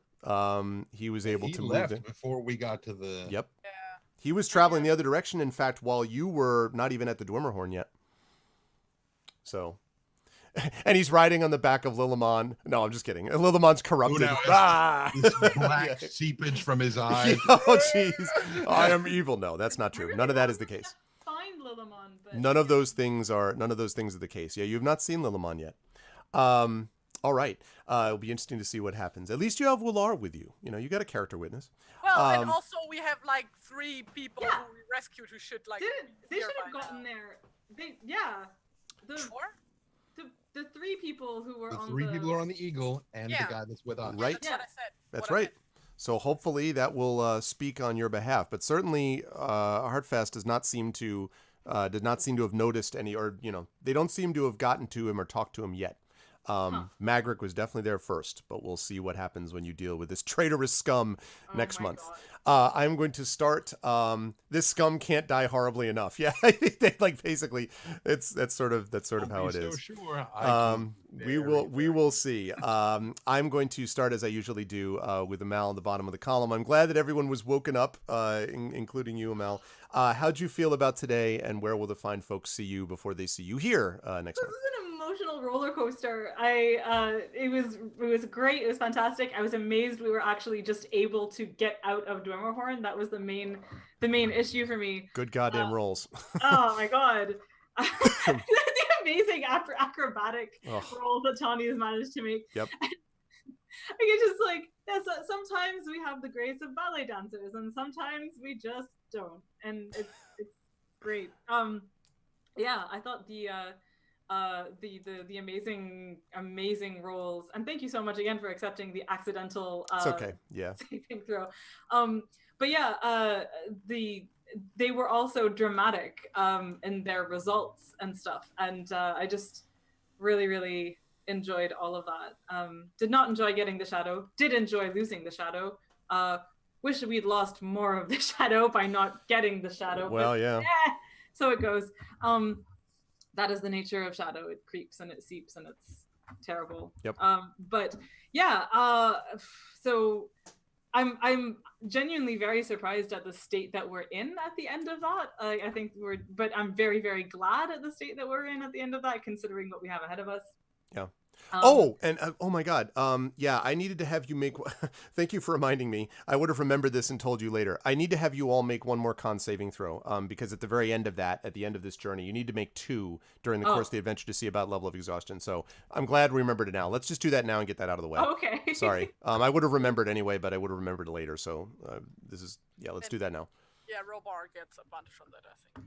So finding that out. Yeah. Yep. Sorry. Constitution saving throw. Oh, geez. Okay. Oh, So well. River is thanks. dealing with 1 level of exhaustion. So The it's a good thing sight of Magric just exhausted her. Yeah, exactly. I'm so Just- tired of your crap. Like, I'm so tired. Okay, Inga, however, is not. Inga's like, look, I may be corrupted by shadow, but I am not exhausted. All right, or at least more exhausted. Like, Okay. she's just like fueled by her like anger towards Magric. Like she's Yep. ready to throw down with that guy. Yep. Robar is okay. Okay, he does not gain anything. And Tawny. Does Tawny come away? Oh, Tawny finally had, because I was gonna say no shadow points. Like he's like, I'm good. The simple life is the best, but no, he does actually get a level of exhaustion. Okay, I'm sure that won't come into play as you're trying to convince Hardfast of your we are good also intentions. Be fine. but we're also all inspired. Right? Yeah. That's true. So That's true. I mean, that actually is a good point. You could have used that inspiration on that save if you want. Do you want to do that? I hadn't thought about that. You could do Wait that. a minute. You were inspired before. No, I take this back. You would have gotten the level of because you would have gotten the exhaustion at the end of the trip, and then the arrival roll happens. So no, Okay. that's that. You have inspiration, but you'll get to save that level of inspiration in case you're going to ask this trend. You can hold over because that was not a chat given Right, one. that's a game given Correct, inspiration. right. No, that's not what I was going to say. Oh, okay. okay. For Robar's Constitution save, it's the +2. It says it's a +2. Why does it say it's a +2? Because he's got She a gets plus. a proficiency bonus. It's plus proficiency. Right, his is +3. So it should be higher. Okay. Well, either way, we'll take a look at that. Moreover, when I rolled for Tawny, I switched the pull down, the drop down menu at the bottom so that it would roll with his name, but I clicked on Robar's wisdom save. My wisdom saving throw is +6, not +3. Ah. So you would have ended up with a 13. Yes. Or no, or Yeah, no, you would have ended up like a 10, I guess. Yes. 10. Still not enough though. I know. I'm just saying that's good to know though. Yeah. This is what happens with people Jaeger people. This is I'm sure I made since we're just looking at the sheets again for a second, I just wanted to ask because I forgot about how proficiency works, and I see that there is proficiency bonus in there and stuff, but River seems to have on her sheet proficiency bonus in medium armor, shields, and martial weapons. Mm-hmm. And I was just wondering if that actually has any effect on her hand axes or not. The effect that it has is that she can use them without penalty. Proficiency when it comes to weapons and shields and things like that Just allows her to use it without penalty. Yeah, technically anybody could wear full out plate armor or whatever. It's just that if you're not proficient in it, it gives you all kinds of disadvantages. In that. Yeah. Right. Okay. Yeah. Gotcha. Yep. Because I was just wondering, because I feel like that was something that was added at the level up that I didn't know how to, because like I think it used to be proficiency in something else, and now it became in martial weapons. So I was just wondering. Okay, cool. Never mind. But speaking of that, by the way, there is a good chance, although we'll see, that there may be at the end of this particular part of the adventure, there may be a level up in everyone's future, which would be leveling you to level 5, I believe. So I'm just letting people know that is a possible thing if you manage survive. If you survive getting through with a bunch of orcs behind you. I think it's fine. You're facing a wall. There's a bunch of people angry at you apparently, and there's orcs behind you. So what could go wrong? That's fine. But anyway, where will the fine folks see you next, Amal, if not here? What good or question. your work, etc. So this hasn't quite been announced yet, so you guys will be ahead of the curve in this, but I'm going to be a poet in residence for a local festival called VerseFest. Cool. So if any of you are tuning in from Ottawa, this will be in March. Towards the end of March, there's going to be a lot of really, really amazing poets coming to town and performing, and it's a really, really lovely thing. And as poet in residence, what I do basically is attend all the events, lead a workshop, and then write a poem about the experience thereafter. So if you are in town, I highly recommend checking VerseFest out. If you're not in town, it's well worth coming to. There's also a very real possibility that I'm going to be in Montreal in the middle of March, but I will update on that later on, just for a day, again, the sort of reading performance-y thing.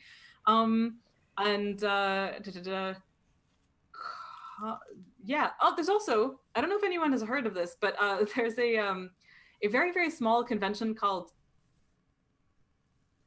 I don't know if it's A-Con or not. It's A with a circle on top of it, Con, and it's in the Åland Islands. Aukon, maybe? Anyways, it's in the Åland Islands, which I think are they're Finnish islands where people speak Swedish, I think. I'm extremely ignorant. Oh, Åland! Åland, sorry. Thank you. That's the one. That's the one where the ferry stops between Stockholm and Helsinki. Anyway. Yeah, there's a con there, and I've been invited to be guest of honor there this year. So that's end of May, and I'm really excited to go. So, Tari, if you want to go there, it's like May 29th to June 2nd, and it would be super awesome to meet you. If it's Wait, you are gonna be in Europe? Yeah. Oh man. Yeah. When in June?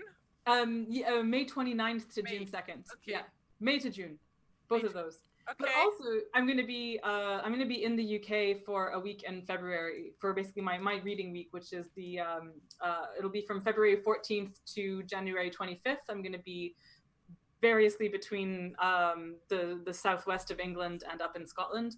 So potentially, I don't know if you want to meet me in the UK there, but you know. Well, UK is closer than Åland for me. Yeah.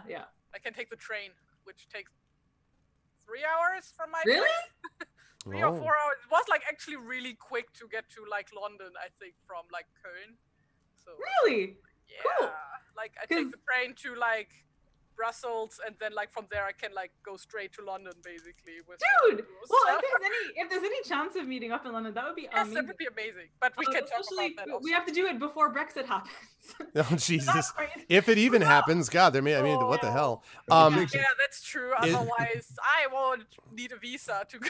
Yeah, I have never needed a visa for anything. Also, are you going to be, Amal? Are you going to Worldcon, or do you not know yet in Dublin? Oh, I'm definitely going to Worldcon. Okay, yeah. because I may be going. So So that I'm would also be in the UK technically, Yes. and neat. Yeah, I was trying to confine it to like, within the next 4 months and stuff, but like definitely going to Dublin Worldcon.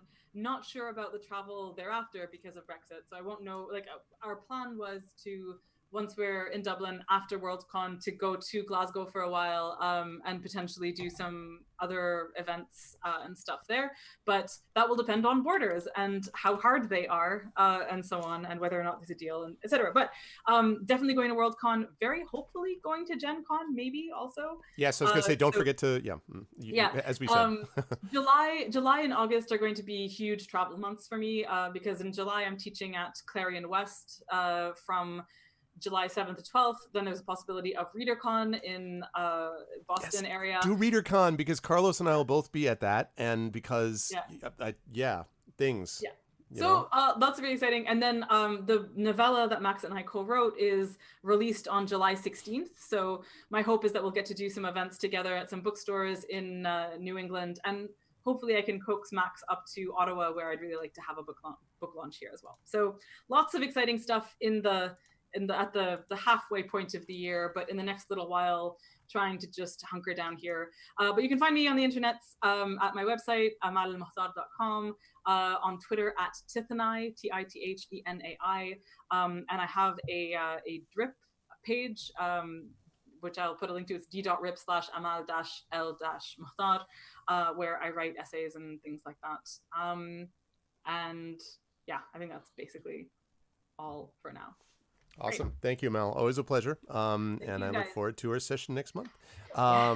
Moving right up the line, Terry, again, it was great to see. Inga had a lot of good moments, and the stuff with Lillimon was interesting. I thought the connection to Wallar was also interesting here. And you got some things to deal with in terms of the shadow, but then some of that was removed. So anyway, I guess it was a roller coaster for you too. How'd you feel about today, and where will the fine folks see you? Well, regarding Valor, it's like mainly like her, like just like her protective streak, she just really wants like other people to be safe, feel taken care of, Yep. She's a mom friend, but she's not like super depressed because of Shadow or something. But yeah, no, this was a roller coaster. I am very, very, very ready to kill Margaret. And Yep, he's definitely endeared himself to all of you. Yeah. He's definitely done the job there. And also, I was like, kind of expecting is the wrong word, but like, I'm not surprised that like something weird was gonna happen in Mountain Hall, because there's like this song that I really like called, which is like based on like Hall of the Mountain King, like that. Ha! Yeah, basically, that's like an entire album by the band Sabotage. And like that's just one song, which is like the one I named earlier, Madness Reigns, the Hall of the Mountain King, which is a great song, which everybody should listen to. But yeah, that's like what came to mind there immediately. So yes, indeed. Although when you said that, I immediately I thought not of the band Sabotage, but the song by the Beastie Boys. I just had this image. I can't stand it. I know you're playing it. And it's this image of like you yelling that at Magrick and be like, "I'm gonna gate this water gate." I'm gonna send it straight to Watergate. Sabotage with a V. Like no, I know. Savage. Actually, is it Saved or Savo? Is it No, with an SAV? A. Was it with an A? Okay. Sabotage. Sabotage. Okay. That's funny. I think they are Canadian, but don't quote me on that. But yeah, great band. Everybody should check it out. Anyway, but yeah, where can people find me next? Nowhere really. Like I'm kind of on the down low currently. I have a lot of like IRL stuff. Oh god, I'm just gonna put it in the chat because Sabotage. There, that is the name of the band. Sabotage. Yes. I love it. But yeah, like I don't have any conventions planned currently. Just like getting my driver's license, a lot of work stuff, not a lot of free time, or like energy for other things. So, but yeah. So next time you'll see me, it will be here. I don't know yet. Did we make any dates yet for next month? I don't think so, although I think we're trying to get on a more regular schedule. And I think, and I'm going to have to get with Will too and find out what the drill was. I think our our plan was to do something like the second and blah. What was it that I said? Yeah, I think okay. I hadn't talked to you about this because you folks hadn't been as difficult. Anyway, it'll be. We'll figure out the Tuesdays that we're gonna do. Yeah, well, anyway, I'm so here we'll figure 3 it out out. of 4 Tuesdays in a month. Yes, so exactly. either for this or for It's Terry Tuesdays here, so Terry Aw. Tuesdays. Yes. Tuesday tunes. Tuesday tunes. Yeah. So it's gonna be I good. like it. I like it. But yeah. Probably. No, wait, it's like next week still January or anyway. Next week is still January, so it will not be next week, but possibly the 5th. But I'll drop you guys a line to see. Good. But we shall see about that. I know I will be unavailable probably for one of the weekends because next month is Carnival, which is a huge, huge deal in the Rhineland and beyond. But I don't know how much of an overlap will be there. Okay. If not, you will probably see me like in full costume. Awesome. I look forward to that. Maybe. Awesome stuff. Thank you, Terry. It was very good. I'm looking forward to that. You should follow Will on Encounter Roleplay, and you should give him a hard time for not showing up today. No, I'm just kidding. I will. I'll double check. I don't know what happened. There may have been some miscommunication or something like that. But you can find Will at Encounter Roleplay, who plays Robar Staunton here normally, and that's going to lead me up to last but certainly not least, Mr. Trendane Sparks, who did manage to stay awake and do some healing and save the river from certain death, and all these other certain face planting. Anyway, how'd you feel about today, Trent, and where will the fine folks see you? Well, first of all, to address the part of the Beastie Boys song that Connie would say to all of the assembled people, he would be like, "Listen, all of y'all." It's a dream. Listen, all y'all, Right. it's just a dream. Yeah, exactly. Maybe it's an octave. or No, two everyone lower. scream. Yeah, I could see it. I thought this was going to be much harder than it was. I was anticipating significantly more. Oh no. I was stunned, honestly, that we got out of the Dwemerhorn as easily as we did. Me too. I Very was- grateful. Very, yeah. very grateful. Good rolls help. It might be part of the thing. I think ballet probably helps as well. Mm-hmm. Maybe yoga, whatever. It was definitely yoga. But where will You almost literally had a downward facing dog. Can I just say that I was did. almost literally well, the case. I did. Tawny did. I'll be here all week. Thank you. Sorry. On you go, Trent. So where will people see me next? I believe it will be on Grimjack's channel on Sunday for episode 0 of our Highlander RPG live stream, where we will probably mostly be talking about the characters that we'll be playing. And then we were going to be playing episode 1 the following weekend, and I was like, wait, that's the Super Bowl. And it's like, right, no, we'll skip a week. We'll do episode 1 the week after that. So but the 27th, Sunday, should be over on Grimjack's channel, will be episode 0, where we'll be setting everything up and talking about who we're playing. So that's the next place that you will see me. Aside from that, will be not this coming Saturday, but next Saturday, March. What month is next month? February. Yes, Blueberry. Is we'll be on the 2nd, the first Saturday. We will probably be playing D&D. Is that right? Good chance of it. We are confirming it, but yes, good chance of it. Where stuff is happening that I can't remember right now because I'm still in Tawny Bear mode. It's a lot of stuff, though. And I'm really tired. So I don't know. Now that the adrenaline rush from getting back to Mountain Hall is wearing off, I'm like, it's the point of exhaustion. It fits. Just It's true. But it was always a pleasure to have Trent with us. Great stuff as always. Again, just very, very pleased with this crew, as I always am. So thank you all for a wonderful January of AME, and I will see you all in February for AME, and of course also in Terry's case for some art, some game book drawing, and in Trent's case for D&D with Infinity Beyond as well.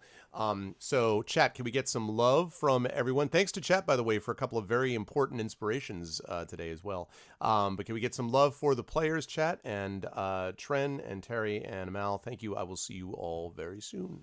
Bye. All right. All right. That is going to deal with that. Now, we have one more thing we have to do before I got to rise up on out of here, because, again, at 4 o'clock, I have got stuff going on with Thronebreaker over at GOG with Pen and Pixels. And that is going to be that we have... Hold on a second while I move us over there. Lovely. Okay. So the other thing we have to do is we have to finish up our talk on, what is all this? Okay, whatever. We have to finish up our discussion of what's going to be the game of the month. So the chat chosen game of the month. So right now,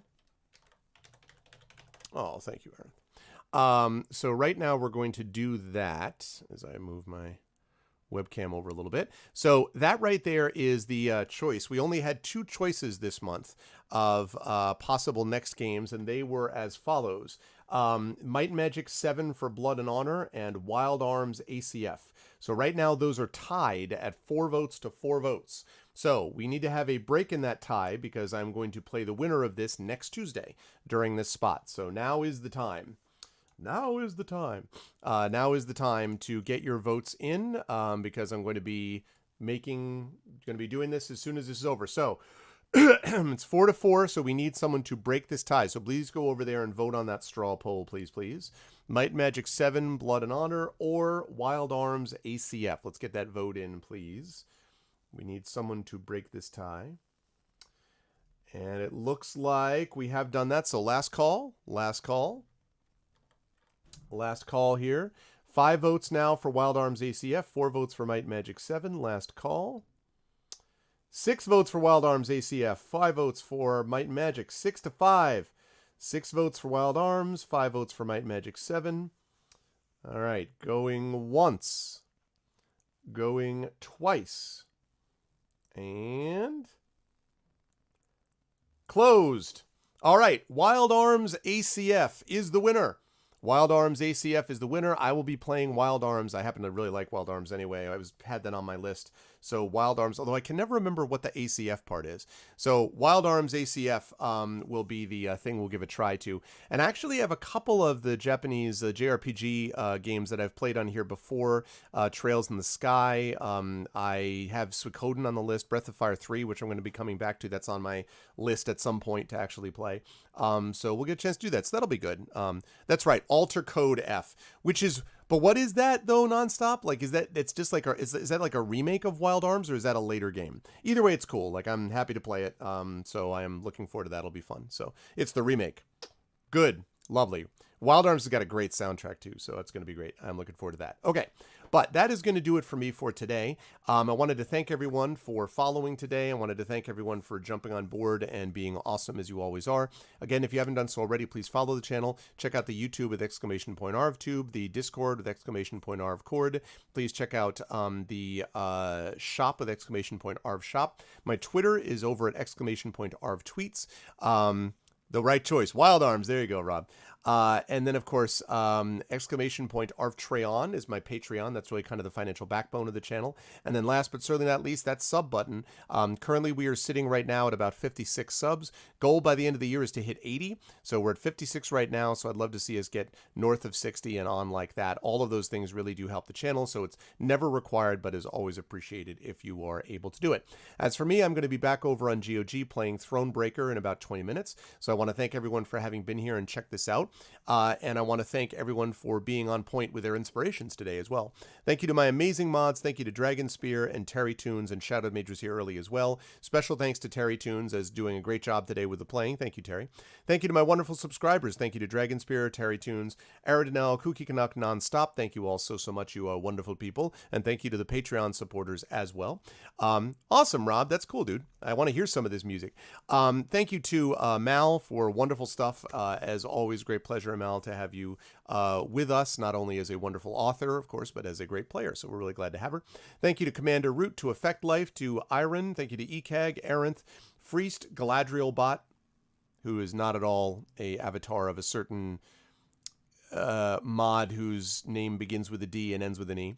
Thank you to GC Darkside Rob, member in good standing of both the Our Vocalists, who, by the way, our vocalists next week, remember, Tuesday of next week, we have Banner Saga, so the Our Vocalists return next week, and then, of course, Rob is a member of Infinity and Beyond as well. Good dude. You should follow him. Thank you to Gorgar. Thank you to Host Giveaway, Hype Survey. Thank you to Jagtress, Karahemd, Mopsy, Moobot. I don't know why Moobot's here, but hi. Thank you to Mr. Mano. Thank you to Nedved. Thank you to Politsai, Positivity Bot for always keeping me positive. Thank you to Questionable Results, Skinny Seahorse, Slow Cool, Stay Hydrated Bot for always keeping me hydrated.